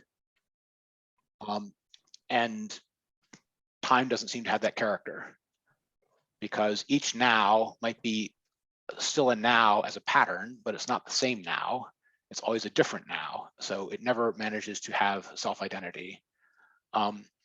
This makes it a many, not a one. So if it's a many, not a one, and if it doesn't exhibit the law of identity, then according to this theorem, it means that it isn't in itself. And what the ancients thought that meant is that it would subsist rather than exist, or be extant is the right word. In other words, they were perfectly familiar with phenomena that didn't obey identity and oneness, but they were all things which they thought of as epiphenomenal. They were all things they thought of as subsisting in something else. Some full-blown thing had to first exist, and then something could subsist within it. But from that point of view, this is like a proof that time subsists. And that was a common view, even in Aristotle, you could say, that there's something about time which is not a full-blown existence, but is a subsistence.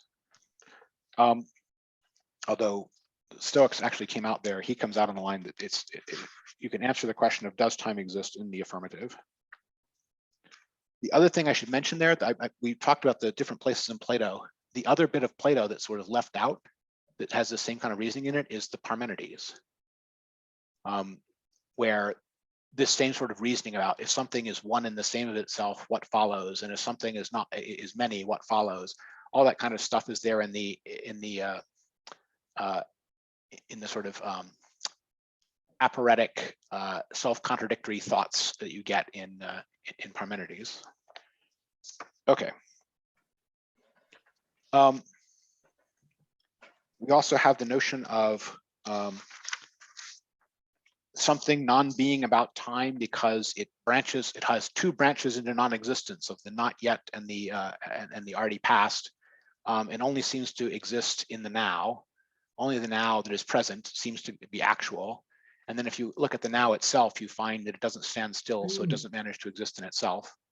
And the easy conclusion from this is that therefore time does not exist, right? And Aristotle runs through that proof of the non-existence of time without subscribing to it, just trying to set up this aporia, this problem, this no way forward of trying to understand things. And it's fair to say that before Aristotle's time, people in the Parmenidean school and some people in the Pythagorean school loved these kinds of paradoxes of time. Think of Zeno's paradoxes and so on, which are these paradoxes of continuity and paradoxes of time. All right.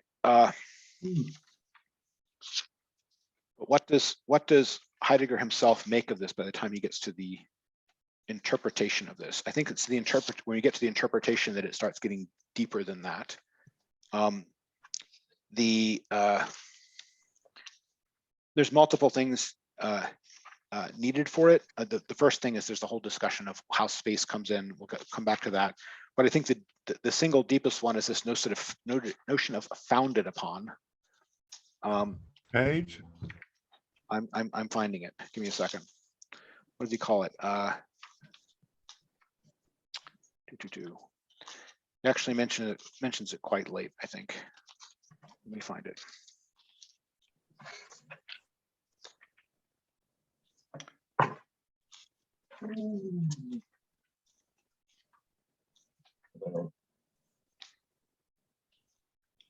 Nope, that's not it. It's this Acusian. Does anyone know what I'm talking about?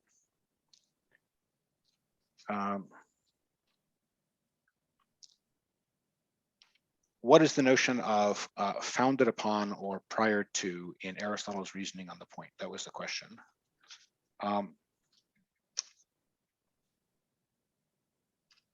Here it is, page 255, last paragraph on the bottom right.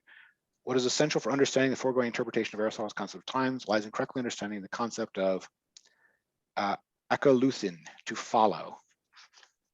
What does he mean? He's trying to explain that there's a notion of something like logical dependence of in a structure of concepts that among these phenomena. He calls an ontological connection of founding that subsists among time, motion, continuity, and dimension. No time without motion, no motion without continuity, no continuity without dimension is the thought, right? So each of these different things is built upon the previous. What does it mean by built upon? We would say something like, you can't have a notion of X without including the notion of Y at the level of notions or ideas or logical constructs that make sense to us. But Aristotle is reasoning about that from the phenomena to something like metaphysical supports for them. The Kantian version of this is conditioned for the possibility of kind of reasoning. And he calls that follow, right? Time follows from motion, motion follows from continuity, continuity follows from dimension. This is the kind of reasoning you get in mathematics when you're trying to derive a structure of theorems from an underlying concept. And the idea here is that you need the concept of dimension to have the concept of continuity, and you need the concept of continuity to have the concept of motion, and you need the concept of motion to have the concept of time. That's the sort of chain of reasoning that Aristotle is laying out. And what Heidegger is pointing out is, if you think when he's saying follows, he means something like logically follows in an if-then statement, or if you think that what he means by follows is comes later in time, you're going to completely misunderstand what he's saying. The follows he's talking about is this logical or ontological levels of no phenomena like this without something like this. Structure, foundation. Yes, yes. And this is even what Heidegger is doing, is he's pointing out this notion of structure or foundation that you might associate with modern structuralism or something like that, or his own thought, is not something invented by him, and it's not something invented by Kant even. And this, people think of this condition of possibility move as a particular Kantian move. It's already there in Aristotle, right? Mm-hmm. This notion of phenomena X is founded upon and follows from phenomena Y, right, is already there in Aristotle's analysis of time. So this is the prime mover in Aristotle, right? That the change of causality, something had to start it off. Except that this is a version of that that's not the directed forward in time of causation. This is more like a Platonic, a Neoplatonic metaphysical levels direction that is not the time direction. And it's not causal in the sense of A causes B. It's more like this concept of phenomena is included in that one. This one is based upon that one. So time doesn't make sense without dimension, right? Motion doesn't make sense without continuity, etc. Yeah, you need this particular structure for Correct. this to emerge. Correct. And because time does emerge, this is also an existence proof of the underlying layers, right? Because time is phenomenally seen, dimension must be real, right? Because it's made out of it. So that's the kind of reasoning that he sees, that Heidegger sees Aristotle engaging in here, and he's calling attention to it because it's the fundamental ontological mode of reasoning from Heidegger's point of view, right? From the kind of reasoning of, if this phenomenon is there and it seems to implicitly already have this structure, assume this fact, assume this relation, then that underlying structural relation that it assumes is real because it is necessary to the phenomenally experienced. The phenomenally experienced is ontologically founded upon it.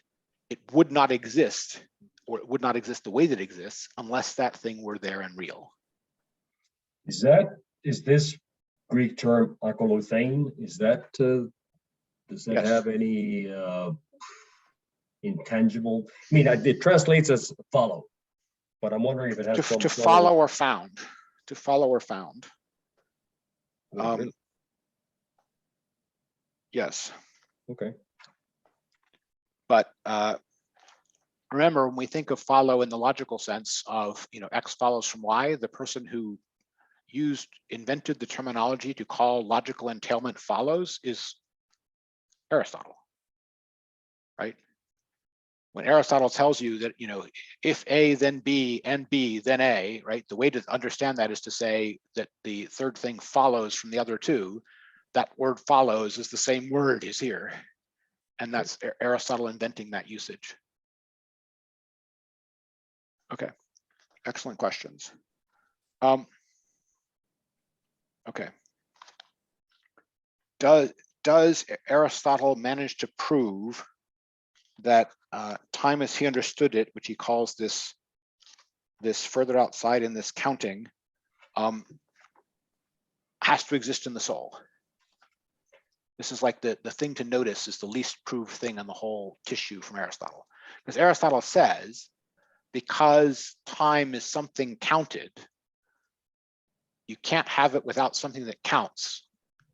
And what counts is souls. Souls do counting. So since souls count and time is accounting, there's no time without souls.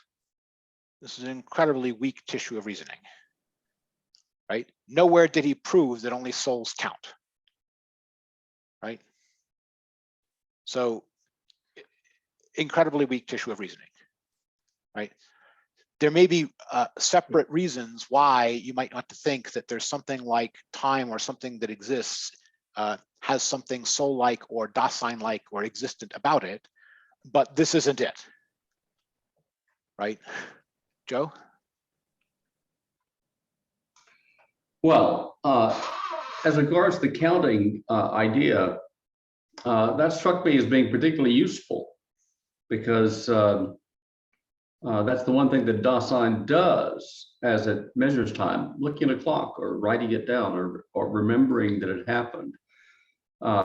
Sure, it's certainly the case that we measure time as well as that we sense time. But is it proved that we're the only thing in existence that counts? Obviously, he hasn't proved the non-existence of anything else, but he's asserting that Dasein does. And that's what he means by, that's the same thing as soul here with important substitutions. Sure, and obviously Aristotle's not talking about Dasein, he's talking about soul, but Aristotle says only soul counts. So if time is counting, there's no time without soul. But the premise, only soul counts, answer to your question, Jim, is no, but we'll get to the Kierkegaard bit in a second. Yeah, so I'm just pointing out that this is incredibly weak reasoning. I mean, Augustine will give his own separate reasons for why he thinks time is soul-like or within the soul, right? Plotinus, by the way, will tell you that time is within the soul, but what he means by soul is soul with a capital S, which is the world soul, which is the mover of the sphere, which is the animation of the entire physical universe. And so, you know, he that's what gets called theosophical speculation by Heidegger, right? Is the idea that there is a world soul that is the mover of these things. Often in Plato, there's a something like a theorem to this effect, but it starts from the notion that what soul is cause of motion. So if anything moves by itself, it's besouled. That's meant to be a definition, not a deduction. A definition of besouled, able to move by itself. By that notion, to Plato, electrons are besouled because they move by themselves. But the point is, if you have as a theorem that if capable of moving by itself, then besouled, then certainly nature is besouled, right? But none of that in Aristotle, but you do get that in Plato. You get something like this world soul version in Plotinus. But this whole business of trying to connect time to soul merely through counting is very weak, right? It's very weak. And Heidegger does not point this out at all. He will have his own reasons for connecting time to Dasein, and they won't refer to counting. They won't turn on counting as something which only Dasein does. Joe? Speaking of counting time, I'm just wondering, don't we want to spend a lot of time on Heidegger's version? Unless we're going, I can go over today, but I just. We're definitely going to spend a lot of time on Heidegger today, and toward the end, we will also talk about what we might want to do next. If it's an urgent thing, before we get to you, Joe, if there's an urgent thing, I can mention that the book I'm planning on recommending we do next is this one. It's Platonic Productions by Stanley Rosen, which is kind of about the problematic of the last part of our book. It's him talking about what Heidegger says about the production notion of being in Plato. So Heidegger says that Heidegger has theses about how Plato understands being, and here Rosen examines whether or not those are true as to how Plato understands being. Right, so that's what this is about. And I'm gonna propose toward the end of the session that we might read this next to get some sort of critical distance on this material, but also see why it matters. But anyway, this is just, if you're interested in maybe eventually talking about something else, this is it's still about the same topic, but it's another voice on it. I don't know if that helps. Joe, you were trying to say something. Yeah, I was trying to recite in my mind those 4 or 5 significances. Significance, Yes. datability, Expandedness and publicity. right. And it seems to me that a very important one, of course, is that datability thing, and that's the counting element coming in. It's not simply the counting one. Datability is the notion that every time is a time when X. Yeah. Right. The time when this was happening, the time when that occurred.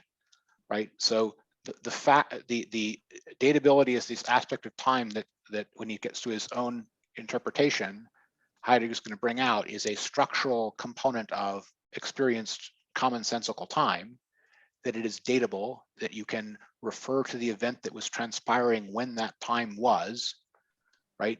That's one of the aspects of time. And he's going to try to then explain where in the structure of the Dasein's own being that comes from. Yeah, that struck me particularly because that's the way in which I also structure my own personal memories of my past life, because I remember what year it happened. Yeah. Well, what year or what else was happening is the fundamental point, right?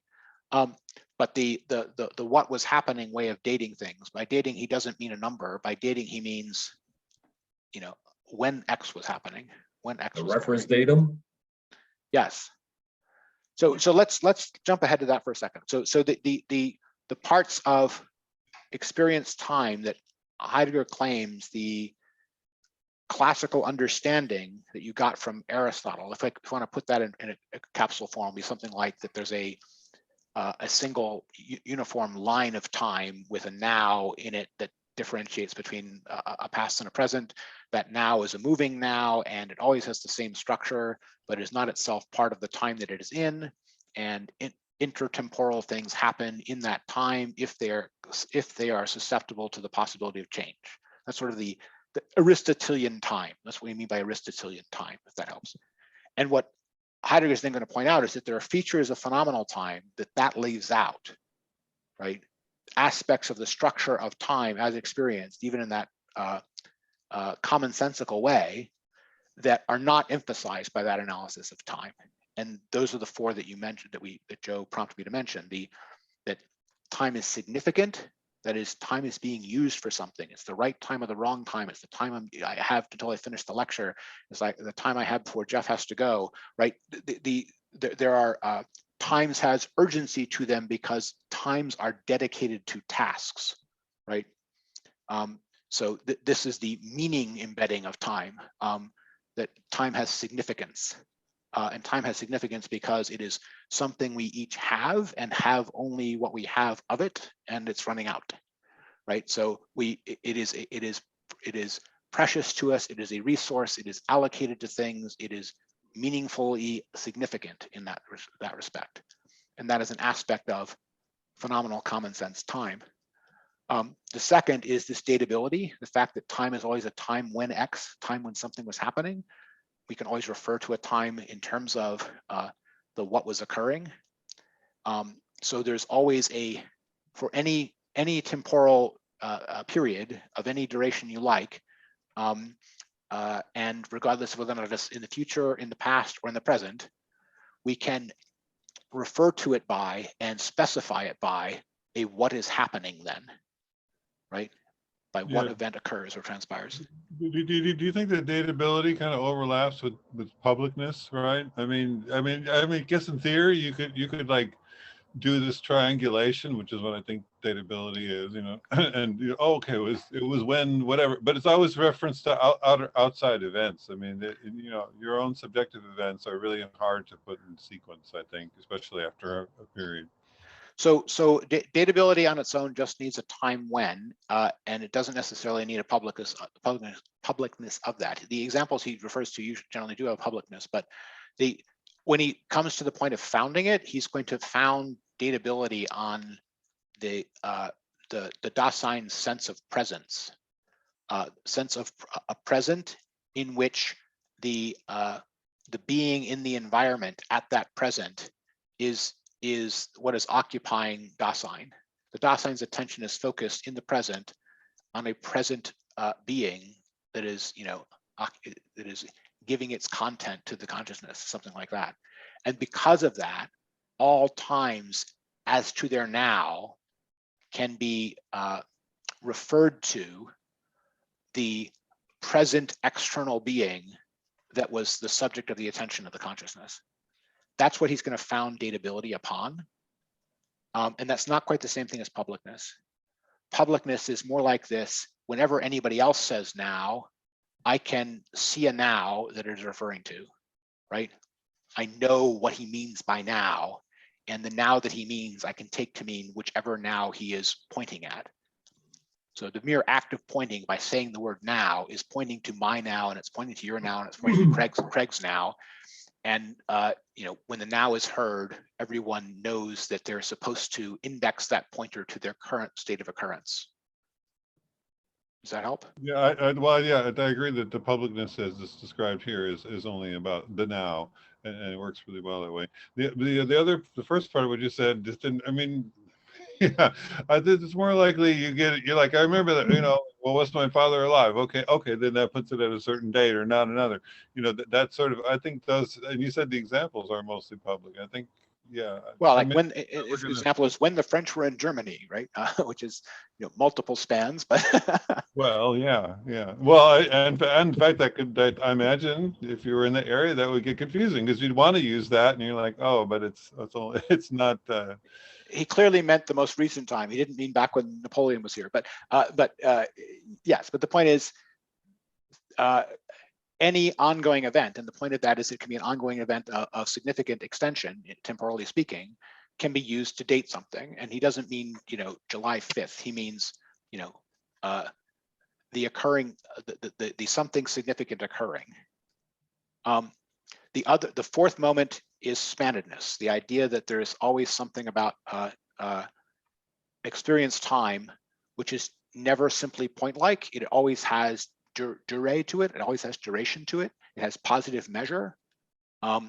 So the fact that there's positive measure and that there's a before and an after, and there's a direction of that before and the after, from the before to the after, that spannedness element of public time is it's one of the characteristics of time which is partly mentioned in the Aristotelian understanding, but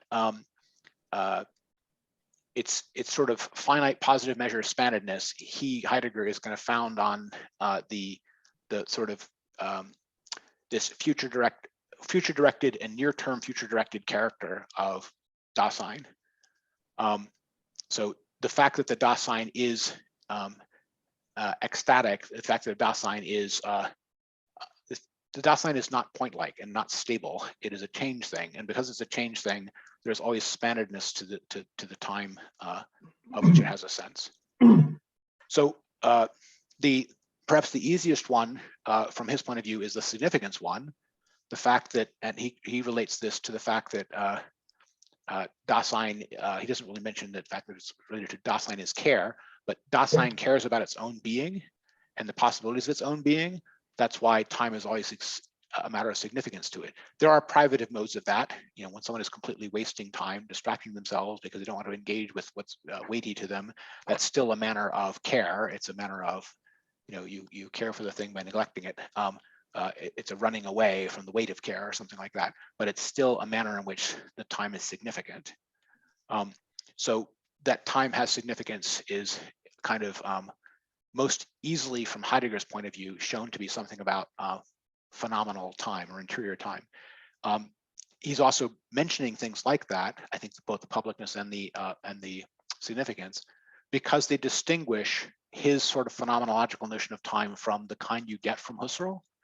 He's not really highlighting that here, but the phenomena of internal time consciousness that you get in Husserl is wearing on its sleeve that it's internal, right? And that it's just a consciousness. And so the ways in which it's not just internal because it's public, and the ways in which it is not just a consciousness, but is an engaged in the world structure of care, those are the particular ways in which, and by the way, in a practical rather than a theoretical horizon, those are the particular ways in which Heidegger himself differs significantly from Husserl. In Husserl's analysis of time, those features are lacking. He doesn't have this, this notion of freighted significance engagement in a practical lens that you get from Heidegger.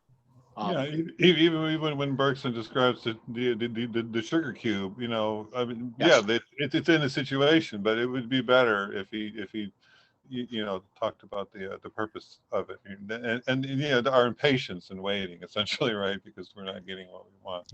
Right, and Bergson has that more, I would say, even than Husserl does. I mean, Husserl is aware of those, but Husserl's general lens is sort of how does the theory machinery work, and Heidegger is all about saying, no, actually, there's a whole mood and a whole practical, engaged, contexture, you know, plug-in business to Dasein and to Dasein's relation to its time. Okay, I wanted to get back to the question that Jim was asking about the Kierkegaard connection and self, and I think it's fair to say that everything that Heidegger is describing here is at the level of soul rather than self in Kierkegaardian terms. If Kierkegaard is committed to the proposition that the human being is a synthesis between something eternal, a self, and something temporal, a soul, this is all about the soul level, right? And it's, I don't know that that's the same as saying that it ignores or denies the self level. I don't think it necessarily does, but it might see that only as a finite one life span, but it's certainly not seeing it as an eternal. It's not focused on the eternal. It doesn't think that something becomes more important by being eternal. It's resolutely denying eternal as an illusion at every step. Yeah, I think you said something like that it's separated into will, emotion, and intellect, or logos.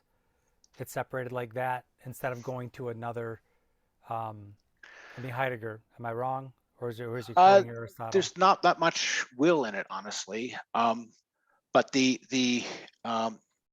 closest you get to will is the notion of resoluteness, which we'll come to. But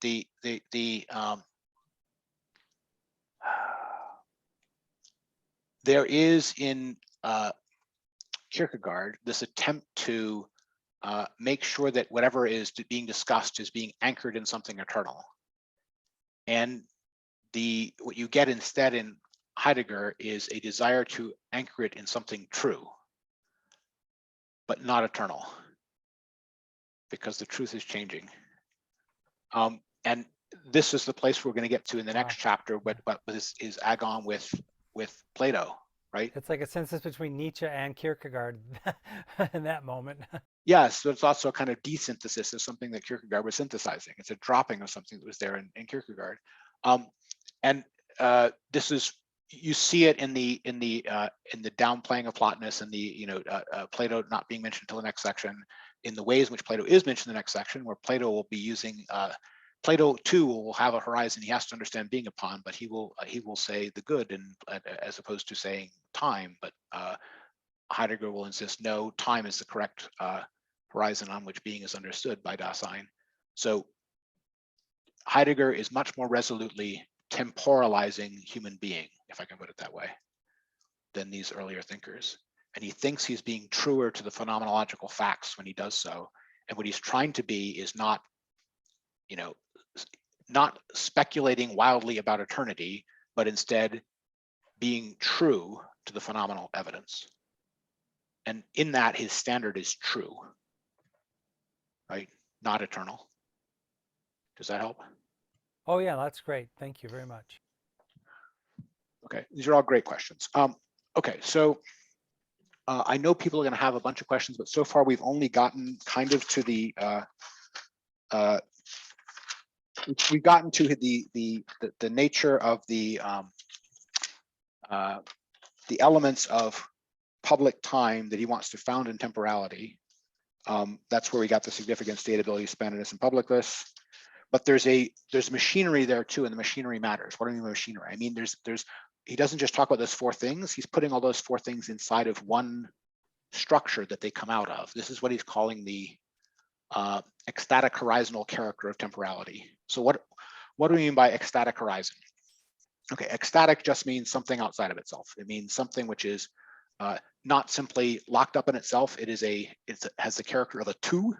It has a character of an outside of itself, and it also has a direction. And the claim is that the Dasein has these directions in the different moments of time. Or by moments, I don't mean moment one and moment two following each other. I mean mechanical moment in a mobile, right? There's the future direction, the future moment. There's the past direction, the past moment. There's the present direction, the present moment. And all three of those have their own outside of itself. The outside of itself in the future direction is the Dasein's possibilities to be. It's the Dasein's possibilities to be something different tomorrow. It is also the world's possibility to be different for the Dasein, right? But the future directed change direction is looking on the horizon of future being, and possibility is revealed and arises from that direction. What do we mean? In the direction of focus and attention of Dasein toward future, there is a horizon on which things appear. The things which appear are, no, not like an inanimate object, Jim. It's more like you see possibilities of action appear, and they appear on a background, right? What is the background on which a possibility of action appears? The answer is the horizon you call future. The future horizon is opened up by projecting possibilities of action in the future-oriented time direction, right? There's a future-oriented time direction, and when you think of beings that as you could be in the future, how you could interact with them in the future, that is thinking about your own possibilities of action, and that puts a possibility lens between you and everything you look at that way, that possibility lens and the horizontal direction it unveils is what we mean by future. That's the claim. So that means that possibilities of action are the type of being that appears in future direction. Okay. What happens in past direction? In past direction, having beenness happens. What is having beenness? Having beenness is this unchangeable past that got you here, right? It's not primarily about a past of which you didn't care about. It's not primarily about a past of something else. It's first and foremost authentically your own past as the sequences of determinants and decisions that brought you here in the sense of made you what you are. That includes the thrownness of it, that you did not make it, or you did not simply make it. You know, it happened to you in significant part, right? So, but it still is what made you what you are, right? It's not just initial conditions, it's the path from the initial conditions to the present. Yes, but it's also that path and initial conditions, not as something which was happening to an uninteresting billiard ball in Alpha Centauri, but your life. Yeah. Right. The design thing. It's the mindness of it and the what I amness of it that he's getting at here, right? You are always already your past. You can't chop it off and make a new one, right? Is that what he calls facticity somewhere else? No, facticity is a slightly different notion, but I don't want to derail that thing. This is the notion of thrownness and the notion of a having beenness, right? It's that you always already have your past and you can't change it, right? The past is not susceptible to change by willing or action, right? The past resists will, to speak Nietzschean, right? There is something thrown and fated and destiny-like about the past that you have, but it's still yours because it still made you, right? Okay. And it is not optional. There are modes of engaging with it which are forgetting it. There are modes that are engaging with it which are denying it or struggling with it, but those are still all modes of engaging with it. You always have a past. What all this is getting at is the fact that Dasein is a temporally extended creature. You're not at an instant, right? You have a history, you have a freighted history that made you what you are and brought you here, as well as possibilities for future action. Okay, so the other thing in the direction of past, there's this calling up that you can remember what was, that you can bring up what was. This is necessary to understanding anything about yourself with a depth, right? And knowing where you come from, sort of sense. But it's also just the way in which you are not simply a creature of the present moment. You are able to understand the things around as temporally extended themselves. Memory is the thing that lets you understand temporally extended being. And memory is of this having been of a past that doesn't change. So the having been direction brings up memory, and it brings up this, if I can put it this way, frozen past, unchangeable past, as your own past.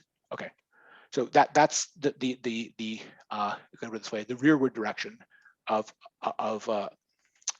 oh, and the other thing that's critical to these is the future direction is always coming towards you. It is always coming back towards you. This possibility thing is coming back towards you, and the having been is something you always have to return back to, but something to which the present is always sinking into, right? There's a definite direction of this. You are a temporal directed flow creature. You don't get to stop time or go back to something, right? Your present is always going to become past, and your future possibilities that are coming at you only from the future direction. Right. Bergson was really good at describing that, actually. Yeah. Yeah. Yes, fair. So all of that aspect is I just explained the two ecstasies of time in the forward dimension and in the rearward dimension and what appears upon them. When I say appears upon them, the kinds of beings that occur in the future are your possibilities. The kinds of beings that appear in the past are your memories and the things that made you what you are, right? What occurs in the present? And the answer then is, first of all, the impresenting of both of those things that I just mentioned. You understand your future possibilities now. You understand your present and remembered past now, right? You're an presenting creature, right? Even these temporal ecstasies in the other direction get brought into a present. But the other thing that there is in the present is the around you, the not where you are, the extant being in your immediate neighborhood, especially. Why your immediate neighborhood? Because structured by your possibilities of action, the parts of your neighborhood, the parts of your present that matter to you are the things present to you in the sense of you can interact with them. They matter to you because they are causally connected to what you do. And this will come up in the next session on the notion of present versus absent and what we mean by present in a technological sense. Present in a technological sense doesn't just mean in a temporal present. Something that is in a temporal present but is happening in the Andromeda galaxy is not present to me when I'm doing a task.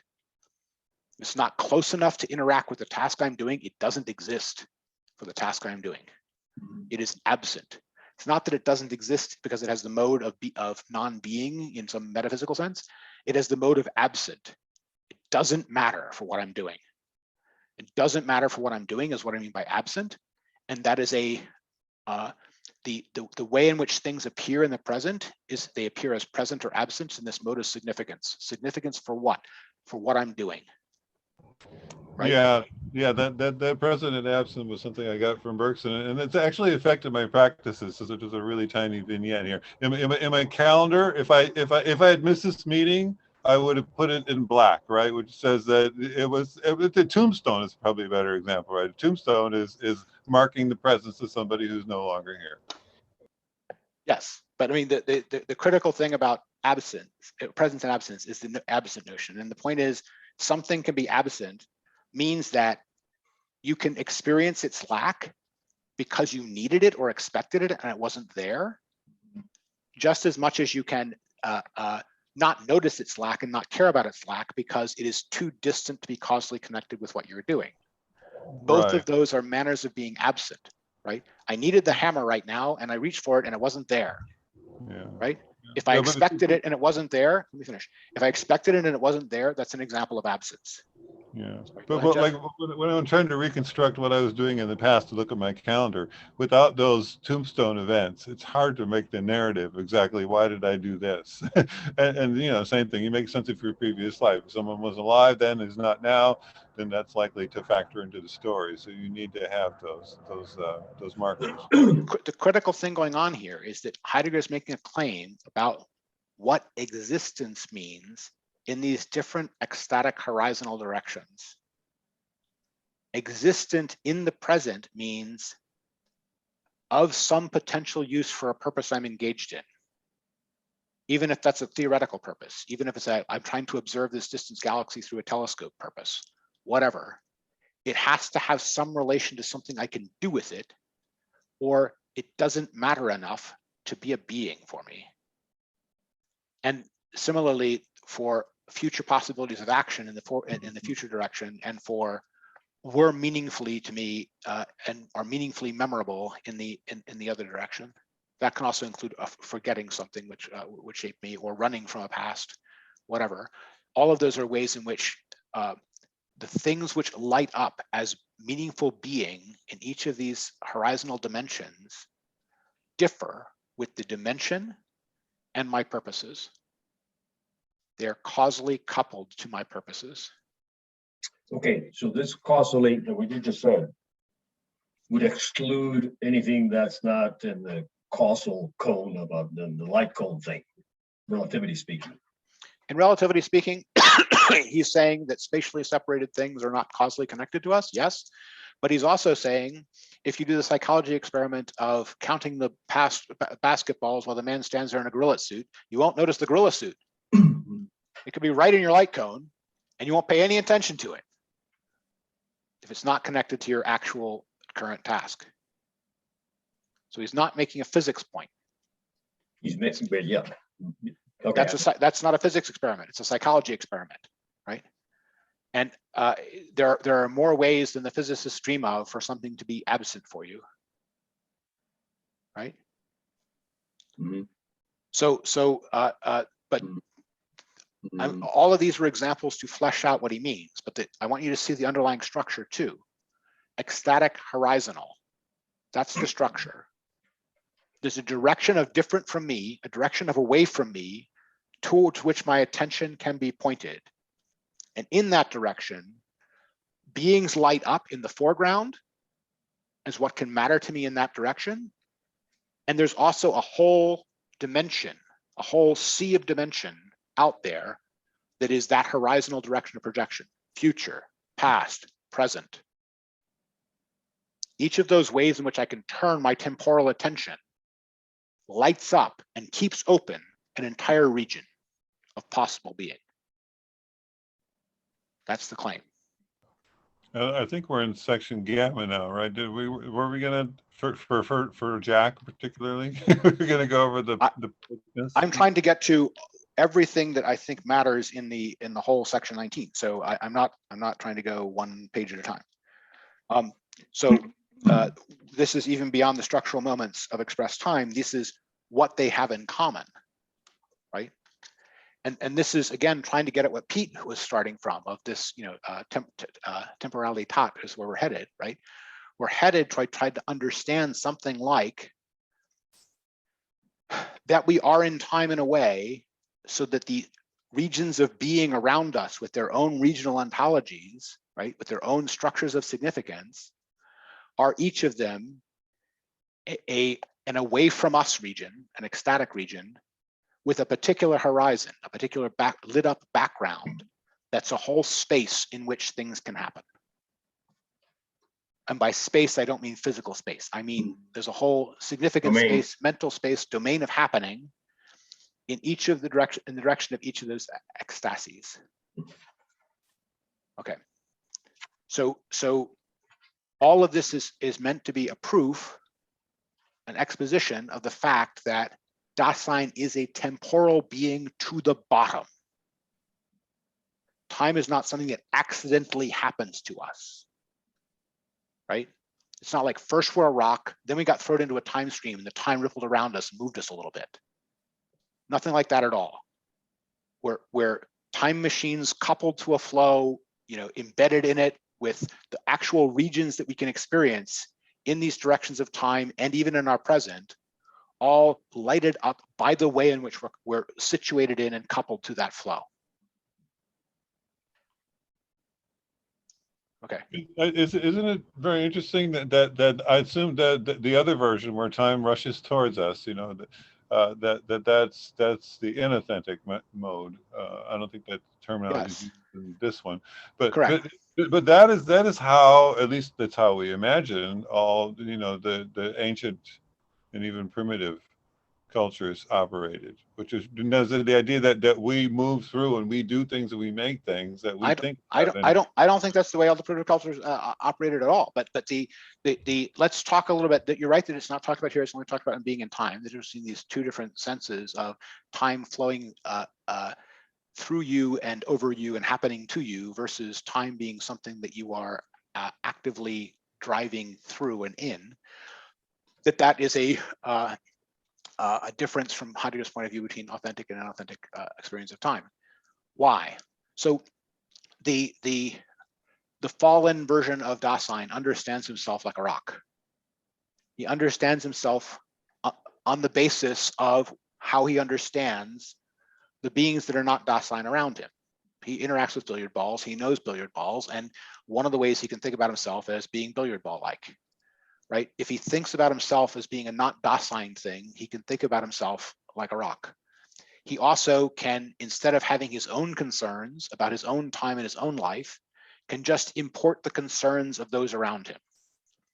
Right? He can frivolously occupy the surface of his attention with whatever distracts him, and he can import what is important from what other people around him think about him or say about him or tell him is important. And if he's doing all those things, he's simply not living his life. Well, if someone is not living his life, is just watching his life happen to him like a movie. And if someone is just watching his life happen to him like a movie, he becomes passive, but he also experiences time differently in the way that Jeff was just talking about. It just happens to him, right? But all of those are founded upon, first, taking the attitude towards your own existence of relinquishing care over it, right? So when Heidegger says that Dasein is care, he's trying to say that authentic Dasein is that care, and that relinquishing care is only a privative mode of care. It's the being overwhelmed by existence to the point where you just let go of it and let it wash over you. Now, what does he call the opposite of that? He calls it resoluteness. What is resoluteness? Resoluteness is the idea that there is something about a holding on course into your purposes that you have already set for yourself that has fully accepted and keeps your having beenness of your past, right? And that, yes, it's aware of the situational requirements of the present, but it's unaware of the situational requirements of the present precisely with future-oriented purposes. It is future and goal-oriented, and it is trying to stay on a course. It is holding it together, we say. That holding it together, to hold on to a course, to bring your whole past along with you in a direction you're headed towards, and dealing with the present only as meaningful and relevant for staying on that course, that is what he's calling resoluteness. Resoluteness is that kind of grip on one's own being and to stay on course to a purpose. And when you are acting resolutely, you are having an attitude towards your past, your present, and your future, all of which are in this active sense. You are making your life be what you need it to be, right? So that psychological sense of grip over the time of your story, right, is what he means by resoluteness. And it is a resolute purpose to live your life, to not waste it, to not live somebody else's life, to not pretend that it's infinite when it's not, but to make use of all of it as precious, something like that. And that is care, right? So that's what he's calling resolute existence or resolute careful existence, something like that. And he's contrasting the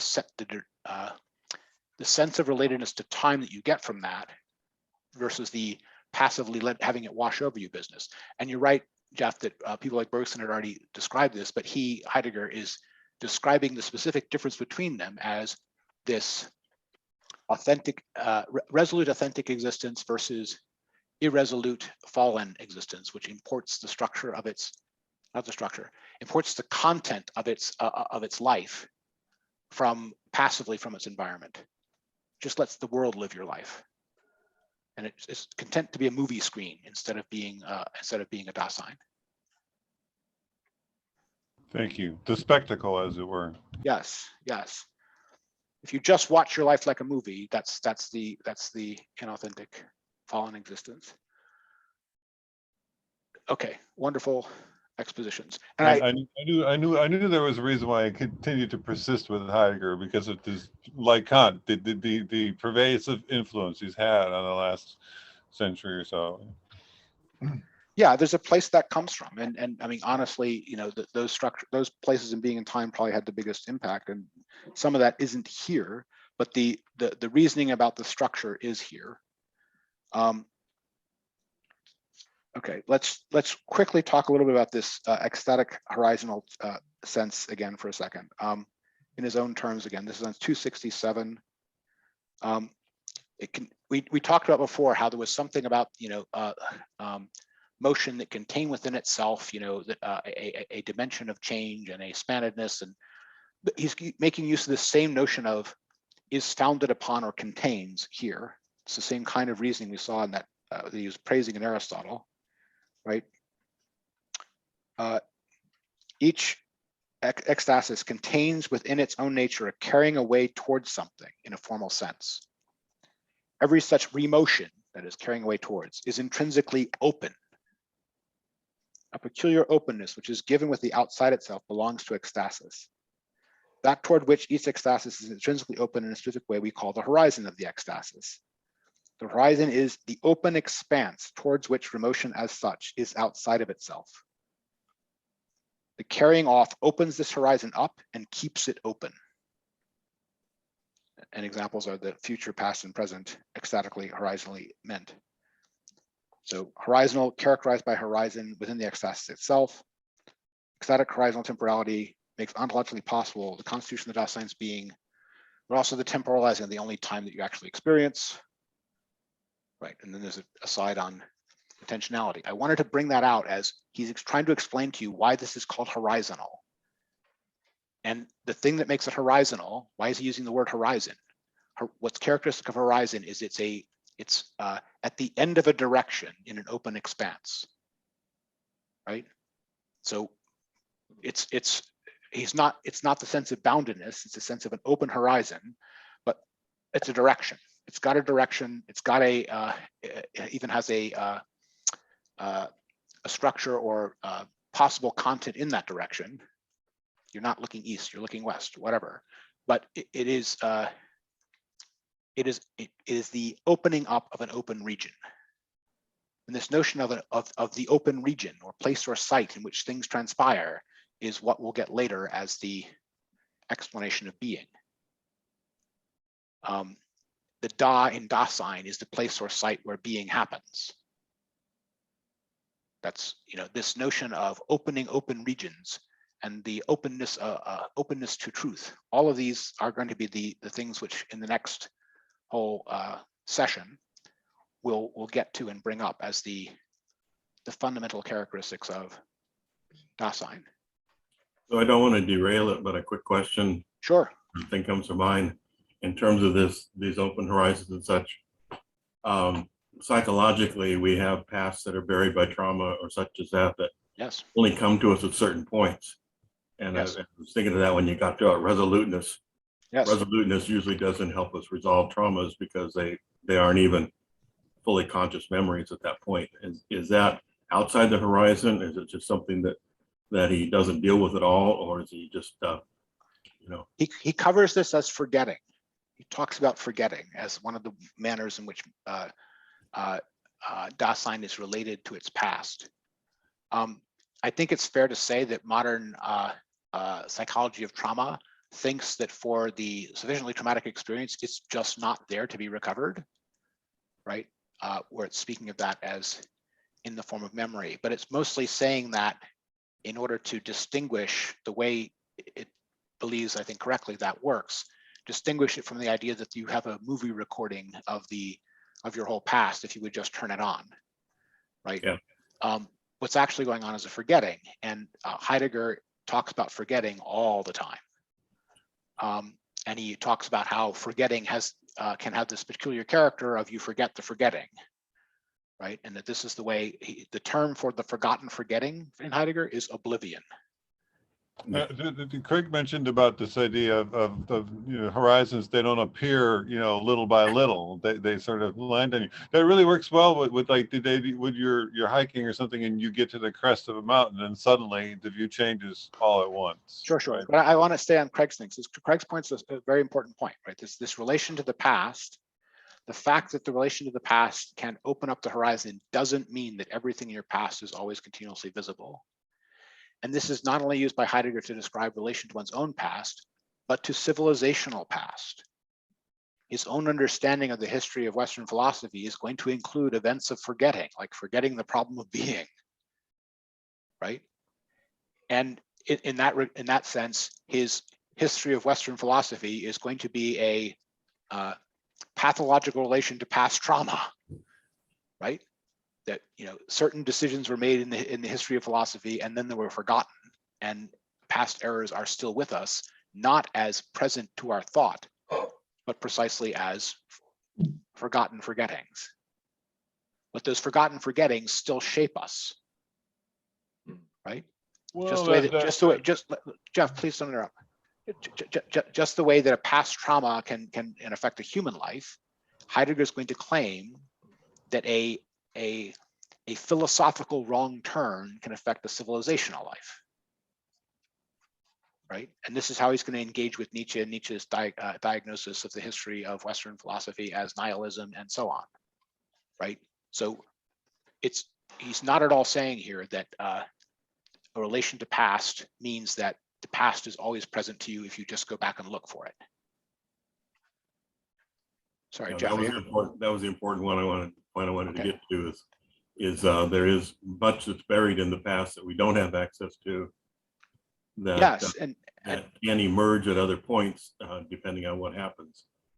Yes, and getting back to Pete's point about destruction or deconstruction, this is meant to be the going back to critical points in the history of Western thought and unburying the repressed memories of how we got here, right? So there's definitely elements of this that, you know, especially in someone like Derrida, who put this together with his readings of Freud, right? That try to think of those two things on the same plane. But in Heidegger, the historical and philosophical plane includes major acts of forgetting, but he's not thinking of that primarily in psychological terms. He's thinking it primarily in philosophical and historical terms, if that makes sense. Okay, Jeff, go ahead. I'm sorry to interrupt, but I want to finish with Craig. I wasn't tracking that real closely is because that was one of the spots where he sort of promised to talk about it later and hasn't yet. So I just figured, but I just wanted to. I thought Craig's thing about, you know, the horizon, why the horizon works so interestingly is because not because it appears a little bit at a time, unless you happen to live on a very flat land, but it also works backwards. It could work backwards. I'm not saying he's doing that, but you know, once you climb out of the Valley of Tears, then suddenly you can't see it anymore. Thank God, you know. So that might be a possible metaphor for that, but I mean it only rates like a paragraph in this one here. No, I get what you're saying. I mean, there's, you know, whole reams of secondary literature on Heidegger about the topology of being or the topography of being that are trying to, you know, think about these things in terms of sort of geographical metaphors. He honestly doesn't have many mountain ranges in his philosophical geography. It's an open expanse and open regions, and there may be forests and there may be paths through the forests. So those tend to be the metaphors, if you get me. The topology of being, that's the title of some book. Yes, and the topography of being, and other people will Well, go I through mean, maps I'm of always meaning, focused but on the words, you know. So I just that's the choice of the word horizon has more Yeah. body to it now. Yeah. yeah, fair enough. Okay, I want to quickly set up some of the stuff for next time. We have I don't know that we got to temporality, but the fundamental thing here for temporality to understand is everything we just talked about this ecstatic horizontal character and this this, you know, multiple dimensions of horizon, and all of those being temporal fields. That's what we're talking about as the first level of temporality, really, right? The fact that Dasein has this time machine in time character plugged into the time flow of the world, plugged into the time flow of its life aspect is what we're talking about the temporal nature of Dasein. We are temporal creatures. We are temporally extended creatures. We have a past, we have a future, we're directed along it, right?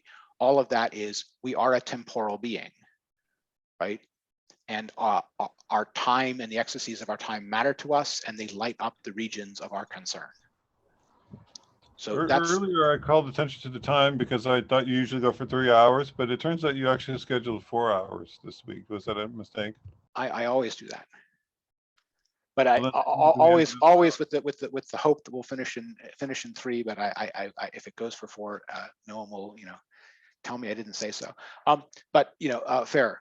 So anyway, I want to have everyone clear, level set it on that structure we've just described. This is the temporality level.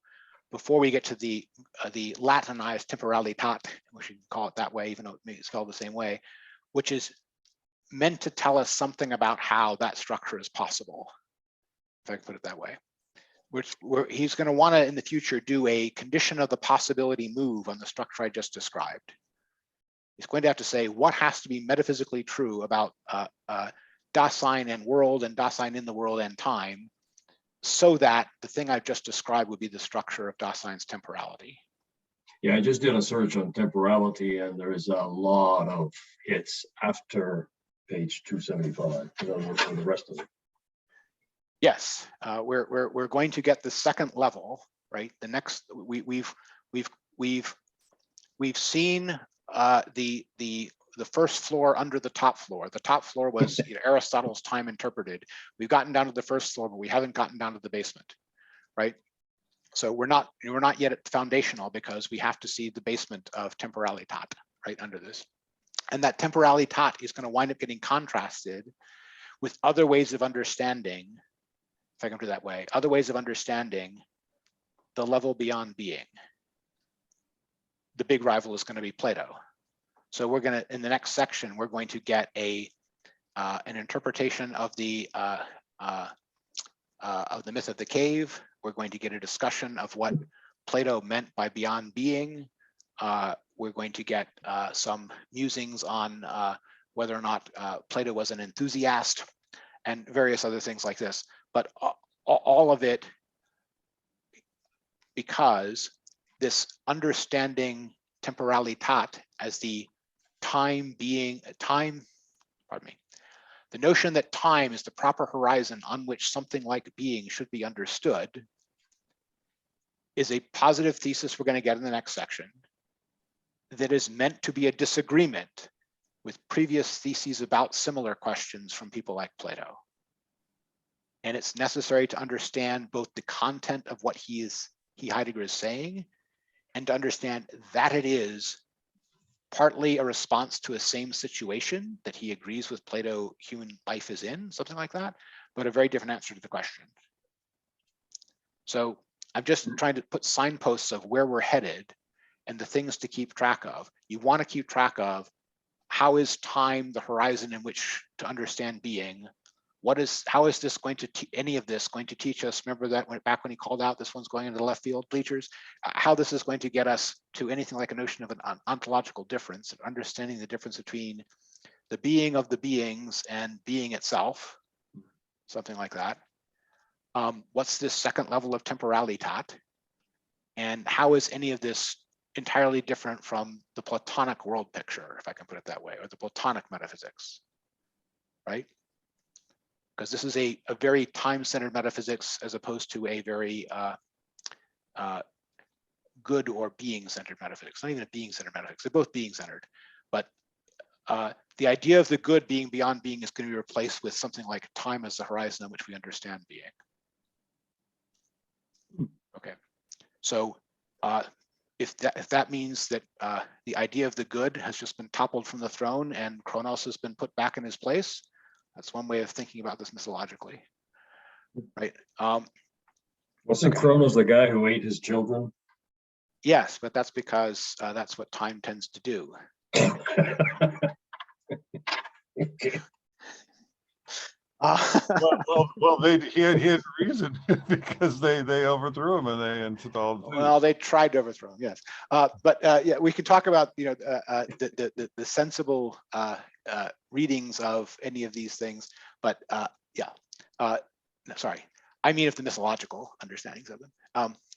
But those are honestly, compared to the stuff we're actually doing, jokes, but they're still in the subject matter. Okay. I've explained what I want to do next. I'm going to throw the floor open for questions, which I know Jim has a bunch of, because I see 6 of them in the chat already. But before we do that, I want to talk about an after next time. Next time is going to be our last for this book. We're going to finish the book. I would like to do that on April the 10th, Sunday, April the 10th, 3 weeks from now. Does that work for people, or do they need an extra week? It works for people. Yes. Okay. So cram. Sunday the 10th, rest of the book. Simple. Okay. The next thing is what we want to do after that. There's multiple things that have been suggested by people. We talked about maybe doing more Heidegger directly with things like Introduction to Metaphysics, which wouldn't be crazy. But I also want to suggest throwing in this one for 2 or 3 sessions. This is Stanley Rosen. Stanley Rosen died in 2014. He's like a generation younger than Heidegger. He's I would call him something like a center-left Straussian, if there's such a thing. He worked on Plato and on Hegel, especially. He also did a significant number of things on postmodernism and on some modern philosophy, modern analytic philosophy, critically mostly in the latter case. But this is one of the last books he wrote. It's copyright 2014, which is the year he died, and it's Platonic productions, theme and variations, but it's fundamentally about are Heidegger's understandings of what Plato thought about being true. Does Heidegger conflate Plato's understanding of being with with Aristotle's understanding of being too much? So we get Aristotelianizing Plato, the idea of the bed, which is whether or not artifacts have ideas or not. Parousia, which is the being around or a sense of being as presence that Heidegger ascribes to Plato. In and out of the cave speaks for itself. Political construction and the production of ideas. And I'm not going to. What's the title of the book again? I'm trying to find it. Platonic productions. Yeah, Basic Problems. it's out of stock at Amazon. Really? No, Yeah. When I checked like 2 days ago, there were 6 copies. It says available in 1 to 2 months. And Well, there's How did that happen? there's There were like there's used copies available. there Yeah. were literally like 6 copies of this 2 days ago. I'm trying to remember which Rosen we did well past. Same one, Yes. Stanley Rosen. Craig, Yeah, I just found it. Only hardback. I just put it in my out basket, and it took. Yeah, I Just think as it's available. stock. Does it have a delivery date? Because when I looked at it, it said 1 to It's 2 this- months. It's dispatched from the UK. That may be part Well, of it. that's- It doesn't tell me. It tells me that it's ready to go. But that's from Blackwell's. That's not from Amazon directly. So you still got the shipping time of a used book or a Let me look party. again. Let's. yeah. It's going to be a third party distributor. That may be. So when I looked, it was $26 hardcover. Yeah. And 9 used and new offers. So there's an April 4 to 14th delivery date. That's what I got. And then I think you're correct that it's not an in-stock Amazon fulfillment thing, but there are several ships from Amazon. Free Prime delivery new April 13th to May 17. So that's not instant. You're right. It's not something that's going to come in 3 days. Yeah, it comes from the UK. There's right, another it's not one from from Amazon. Telegraph Books that says by March 31st. So I think that it's not perfect, but I think it's not impossible either. You're right to bring it up, Craig, but I don't think it's impossible. Yeah, that's why it'd be probably better to select it now than later. But yeah, I but mean, if people manage to get it by April 10th or 15th even, it should be in time. I would expect that we might skip the first of the month for the next one. So I would expect that it could be as late as May 8th that we would meet to talk about having read like a third of it or something. Yeah. So if it gets there by early April, it's probably okay. If it took till May, it would probably be too late. But anyway, I'm going to recommend it, but people can tell me no. No, I already bought it back when we were doing the other. I forget Oh, which okay. Rosen book we were doing, so I'm not You worried. already have it. Okay. I already have it. I'm not worried about that. I'm just pointing it out for other people. And actually, Blackwell's is one of the more reliable shippers from the UK. Okay. It doesn't get stuck on a boat or anything like that. They're a Okay. reliable shipper. I've always gotten it when they said it would or earlier. So by just bringing it up, you're going to be buying No, it's fair. It's a used fair point. or It's a from fair point. someone other than straight Amazon. True.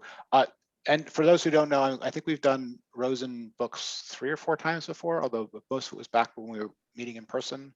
Yeah, I forget what was the last one we did, but Well, we did his book on Ancients and Moderns. We did his book on I think I'm getting confused with someone else. I don't think we did his actual postmodernism book. It's supposed to Ancients and Moderns. Anyway, he's got like 20 books. He's a good writer overall, and he's one of the few who is engage with Heidegger seriously and critically whilst understanding him, but not simply being a Heideggerian. He's more of a Platonist. But I don't think everyone's going to agree with everything he has to say, but I think the problematics he brings up are definitely interesting. Anyway, that's why I would suggest for next time, and this is partly as kind of to sort of see why it matters and to see some of this in a more debating context as opposed to a simply didactically agreeing with the context. And it may also help direct what we might want to do next. But anyway, that's my suggestion for next time. Joe, you had a question. I'm up on the Amazon page and I'm trying to, I can't seem to find this book. I mean, what's the title of it again? It's called Platonic Production, singular. It's only hardback. Correct. Platonic Production. Okay, I've got that up there, but it's not Platonic Production. And last name Rosen, R-O-S-E-N. Stanley Rosen. Stanley Rosen, correct. Yeah.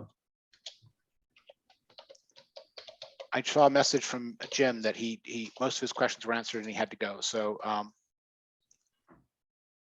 although we had 20 odd questions, we're not going to get them from him. Right. So 8630. Wow. What? I'm on the Amazon page and I see hardcover 8630. That's signed by the author. It is? Okay, I'm trying to find. Oh, sorry. You're looking for the collectible one. You want the non-collectible one. Well, Between $26 to $30 in that range. I'm not gonna wait for you to struggle through all of it, Joe. No, of course I understand, but I just don't see it. So I want to get us back to our current session if we could. Questions, topics, things I left out. I know that Jim probably has some that he wasn't able to get to, but Temporality. We'll wait till the next time. wait till the next time. I tried to explain to you what the first level of temporality is. I know, but like I said, I did a search on. There's a bunch of temporality still extant. There's definitely more temporality in our immediate future, right, just in front of us, like at the range of possible causal interaction in our near-term. That's exactly where it's supposed to. Our goal is to impresent it and then put it into our having beenness, right? That's what we're trying to do here. I'm getting Well, it. I did have a topic too, but if someone has a more specific question to what we read, I'll hold off. Well, I just had a specific one on the last paragraph of what we were reading, the italicized on 274. Is that a good understanding of what you're trying to get us to? Temporality is the condition of the possibility of the constitution of being. Of the Daseins being. Dasein as existent comports itself towards beings which are not Daseins and beings which are.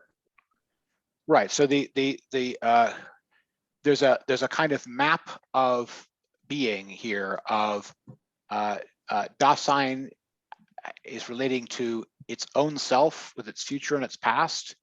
It is relating to its being with other Daseins, and it is relating to beings which are not Dasein in the two modes of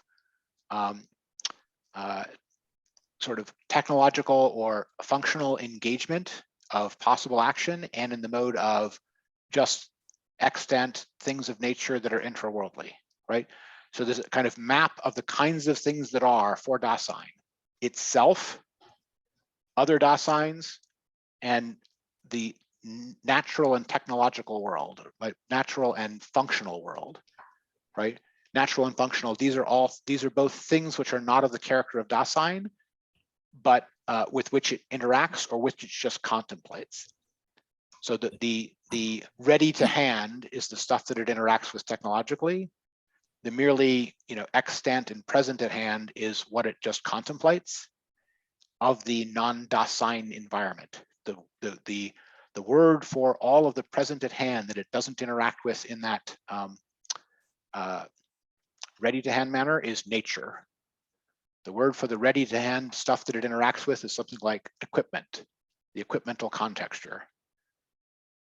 the word for the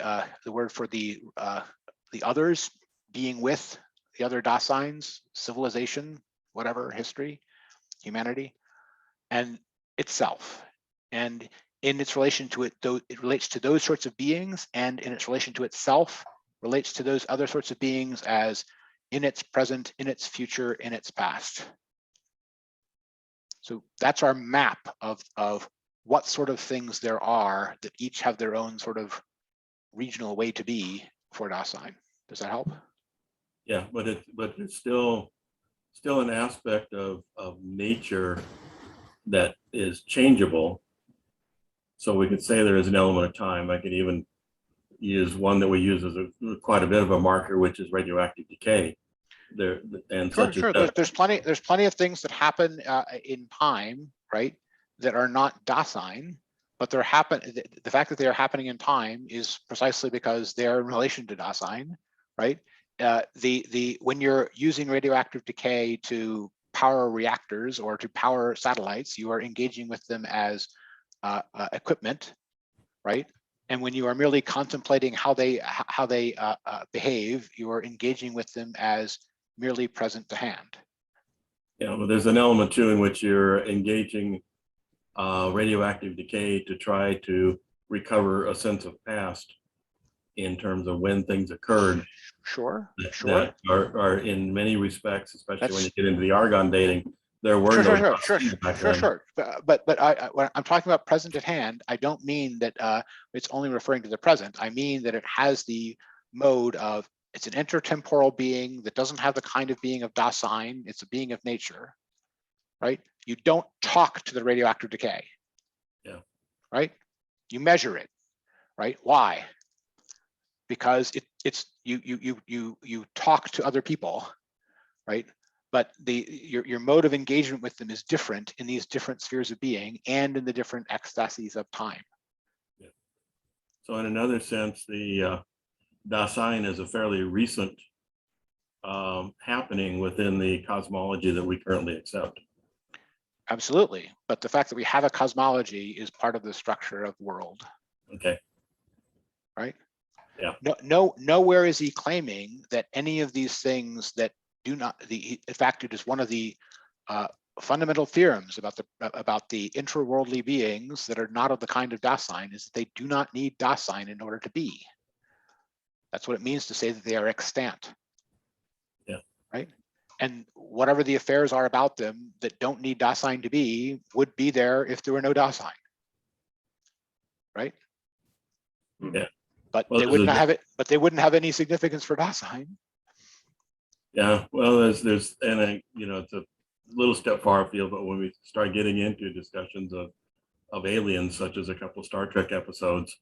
Sure, and this is there'll be at least one place in the last section where he will make claims about the Dasein of animals and their lack of it or something in terms of dogs don't understand the ontological difference, where you can wonder whether or not the phenomenology supports what he is saying. But anything which couples to time in the manner that he is talking about would be in the manner of existence.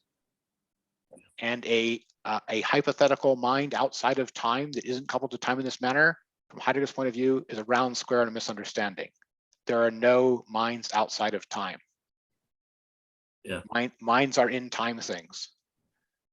Yeah, I never liked Q on Star Trek anyway. It's written into their structure. Yeah. You can read out of their structure that they are in time things. Okay. Okay.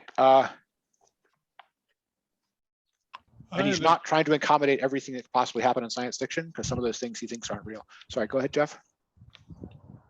Yeah, that's helpful. Yeah, temporality and mortality are joined at the hip, of course.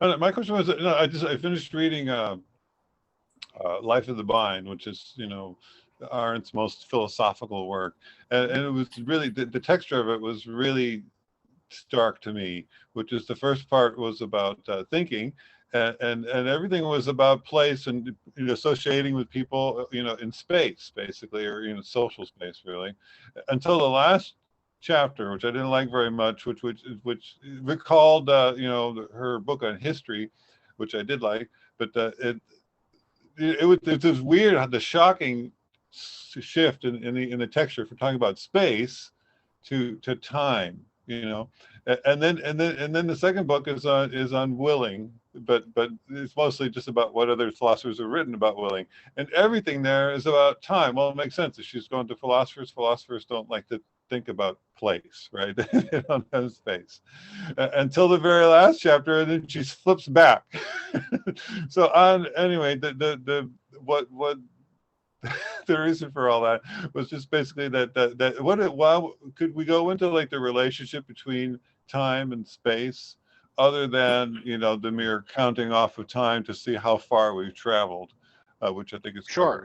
I mean, there's obviously things about space, but the place where he's discussing this is when he's discussing the ecstasies of the present, right? There are ways in which you know, space certainly is in the other ecstasies as well, but it is most opened up as a horizon in the present, right? The horizon of the present is space-like. Yeah. But the things in the meaningful things in its foreground are the things which are near enough to interact with meaningfully, right? But the open horizon of the present is space-like extended, right? And you're understanding your possibility of actions in terms of moving around in that space with a space orientation. But that is precisely what he's calling the ecstasies of the present. It's the ecstasies of the present that has this spatial horizon-like character. Okay, so I kind of like that then. Right. Basically, the ecstasies isn't really a dyad, right? It's me and all the things I could do. So there's a multiplicity. It's a horizontal ecstatic structure, but there are multiple directions of the ecstasies. Each direction of the ecstasies has a twofold character of a me and a something over against me, but the direction of the over against is different in each one of them. That's what he means by this horizontal character. The direction of the over against changes with the attention, and that attention and intention, right, are along these different dimensions of the temporally extended being of Dasein. No, it's interesting because because the way philosophers will tend to talk about the future, they always talk about it as though it had already happened. In which case, it is just a line from the past going to the and there's no question that is explicitly being denied here. The whole point is that it is in the future direction that possibility arises, right? And it is open to possibilities of his own being, right? That is the authentic relation to future, and that is definitely a possibility, not an actuality space. Yeah, I think to some extent, I think Art misses that, and some places she gets it exactly that. But she will talk in the book that I referred to, the between past and future. It was sort of like the future is there, and we're coming up. It's no, it's not. It's between the past and the many futures. Maybe you could do it that way, but yeah. Yes, I mean, and there's nothing here that is committing Heidegger to any particular interpretation of those things in terms of physical theories or anything like that. But temperamentally, he is saying that the phenomenology and the psychology believe in real possibility in the future ecstasies, right? I don't see any particular reason to discount that, but regardless of whether or not anyone has some, from Heidegger's point of view, wild speculation that makes them want to, right? That's still how we're programmed. It's still our psychology. So now I remember actually the part B of that question would be just about like at least conventionally we seem to map the past onto the world. All the things are in it, but the future is sort of internal, and so you get that. This is definitely the feeling I got, especially from Life with the Mind, which is that when we're talking about the things that happen in the mind, there's will, right? It's like it's stuff that we want. No, I get what you're saying. I mean, Heidegger doesn't make that distinction because for him, world isn't always already outside, and it includes the future direction. So he is not committed to the notion that it is only internal action that is free in a way that a Kantian might be, right? There are Kantians in the world who think that the will only has control of itself, and the external world is as causally determined as Laplace, because he's living in the age of where physics is Newton, right? But Heidegger is not that way at all. For Heidegger, the Dasein is always already outside in the world and in all these different directions, and actuality is only frozen for past, if it's frozen for past. Yeah, but our awareness of that actuality is also open in the past. That's why I was asking the questions such as trauma and forgetfulness and definitely forgetfulness, but he certainly denies that our awareness is only there, right? He thinks that our the way he talks about it is mystery, right? There is mystery, and mystery is a fundamental constituent of the environment. It's a fundamental constituent of the topography of being. Is that mystery exists, also errancy exists, but truth happens in the domain of mystery, and we'll get a little bit of that next time we talk about his read of the myth of the cave, right? But it is not the case for him that only in the direction of the past is truth open or novel, not remotely.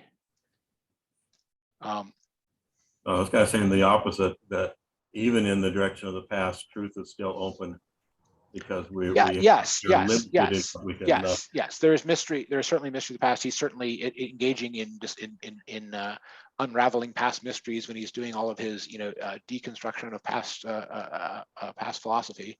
But the fundamental notion that there is a orientation in mystery is especially brought out in his essay on the essence of truth, if we want to look at that. We'll get a foretaste of that in the myth of the cave in the next section, though. Okay. Yeah, I think there's you could go even further. Like there's like we're adjacent to like the idea of social epistemology. It's like, when I think about Heidegger in the broad sense, before I finally found someone to explain it to me, is that you get a meetup, well, there aren't any women here, strangely enough, but generally there's sort of Heidegger's got an appeal to like the subaltern, right? People if your way of seeing the world has been oppressed, then his emphasis on possibility and worlds and so forth is very attractive. So I think there certainly was a direction that it went sort of after him of from his analysis of different horizons and perspectives to something like all lived experience having a authentic verisimilitude to it, to privileging the testimony of lived experience from any perspective, and the postmodernists made much of that. The Heidegger from the 30s onwards often talks about lived experience in disparaging terms, and it's in part because he thought that it had been turned into a piece of Kant, it had been turned into a formula for ignoring truth in favor of something like stridency. So he saw a decay happening to the notion of lived experience that had been a useful word for phenomenology before him, and he sort of saw that already happening even by the 30s. So he starts talking about lived experience. He couples lived experience with technology as people think entirely technologically, and they refer to all this other stuff as just lived experience. But what they mean by lived experience is something like opinion plus entertainment, and not much more than that. But that's something you only get in some of his writings in the 30s, 40s, 50s, I would say. Pete, am I right or wrong about the lived experience stuff and the time when it changes? Yeah, he definitely, part of his turn is against phenomenology, as in he's not going to look at the question of being from Dasein, but he's going to look at it from the other end, or from being's end, and he starts spelling being with a Y and stuff. So he definitely does have a turn away from phenomenology, but when he has to explain his understanding of being to a general audience, like when he goes to Zolikon, he's invited to explain it to psychiatrists, he actually falls back on the Yep. analytic of Dasein. Yep. So it's kind of, he de-emphasizes the phenomenology, the lived experience, but it's still part of his path to get to understanding him like that. Yes. It's like necessary entry to get to where the level he's trying to talk about next, but yeah. Right. It's kind of like Wittgenstein's thing of Ladder, you yes. climb up and then you kick the stairs away. Well, thank I you always for- do that. I mean, personally, I mean, never want anyone to come up with me because being with is so oppressive. I'm joking, of course. Thank But, you for that. Actually, that was more than I expected on that fair- particular story. yeah, fair enough. So the transition really was purely philosophical. It had nothing to do with current events. Oh, they're definitely related. No, they're absolutely definitely related. I mean, this is all part of his engagement with Nietzsche at the same time and trying to understand what nihilism is and whether or not the history of Western philosophy is the history of nihilism, or whether or not Nietzsche is himself nihilism. And there's a whole Yeah, that's giant also thing. the whole rise of Nazism in Germany. So Yes, which is, you know, he's involved in and also critical of from the standpoint of the Nietzscheanism of all of it. It's a mess. But we covered some of that in the Heidegger on Nietzsche thing. But both the stuff, the material from the 30s that wasn't published until much later, and the Heidegger on Nietzsche stuff is all, and things like the Word of Nietzsche essay are all about this. Trying to understand Nietzsche and nihilism and Nietzsche's understanding of the history of metaphysics. And then the question is there a reaction to that diagnosis of nihilism that is not itself nihilistic, something like that. And from Heidegger's point of view, that involves him in a viewing the event of nihilism not from the standpoint of human action, but from the standpoint of the action of being, as Pete was saying. So if Nietzsche's the word of Nietzsche, God is dead, is something like nihilism is man murders God, the other way of looking at that is being abandons man. So that's the first pass of what's going on in something like that Word of Nietzsche essay. You can't kill me. I left already. Yeah, and a while ago. So that's sort of where that winds up going. But it's so far down the road from where we are now on Heidegger that should probably just leave it at that. Carlos? I have to go, gentlemen. Okay. But before I go, I want to make sure that we are set on this proposed reading for not the next time, but the one after the Platonic productions. Yes, and Okay, I'll figure out whether or not we want to do just two or three chapters. We won't do the introductory essay because that's not from Rosen himself, but we'll either do lecture 1 and 2 or lectures 1, 2, and 3, but that'll be for the time after. Yeah. I just want to make sure so I can order it before they really run out. Yep, fair enough. And we're Thank you. definitely going to sell them out completely. Sorry, Joe. Well, I've been sort of searching through Amazon. The used book still costs about $30, and they won't deliver it until after April 10th. So what do I do? I mean, if you get the earliest delivered one you can find, I would say. It'll look like, well, it looked like it was April 13th to 18th or some such time. That would be fine. You'll have time. But April 10th is when you wanted to meet. Oh, No, well, that's the next. April 10th is the last one on this. Oh, okay. You'll still have like up to 4 weeks for this. Okay. Yeah. Okay. And since we're going to start reading it 4 days before, that's plenty of time. I would think that the time that we would actually meet about it would be sometime like May 8th. So as long as you have time to read like 30 or 40 pages of it by May 8th, your delivery time will be fine. And if we hear next time that the times look poor for when it is, we can always put it off a week or do just the first two chapters or whatever we need to do to adapt to that. I wish I could find you with this in like some other form, but when things have only been published in the last 8 years, it's pretty hard to get them other than actually just buying them hard copy. It's sort of interesting that it was the Gilson lecture, because we read Gilson earlier. Absolutely, good to notice. Yes, this was the Gilson, same Gilson that we read before on Being and Some Philosophers. His memorial lectures is where this was presented by Rosen. Chuck. Lived experience. Is that a term that I will encounter in the reading so far? Or No. is that another specialized German term? Neither. It's a kind of colloquial word for what phenomenology is supposed to take as evidence, and it's a way that many people understood the sort of realm of discovery or the topics being talked about in works like Being in Time and Basic Problems of Phenomenology, like we're reading now. So the stuff that Heidegger himself calls the analytic of Dasein, or you might call his philosophical anthropology, people who aren't in his school will call the analysis of lived experience. And it will be a kind of shorthand for, what are those existentialists doing? Oh, they're analyzing lived experience. They're not talking about physics. They're talking about this thing adjacent to psychology and philosophical anthropology that we'll call, the way the world looks from the inside. We'll call that the analysis of lived experience. But it's kind of a term that was used for the field by people outside of it.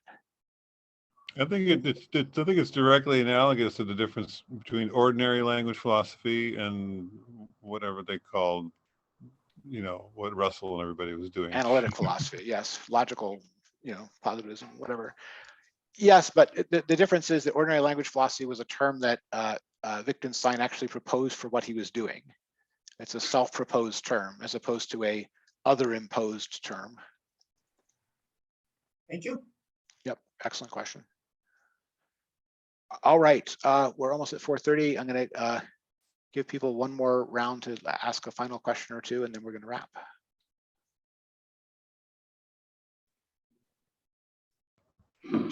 What if but it's not related? Is you should turn the recording off. Like, if the proposal to have permanent daylight savings ever comes into effect. Okay, I'm not gonna record that. Sorry.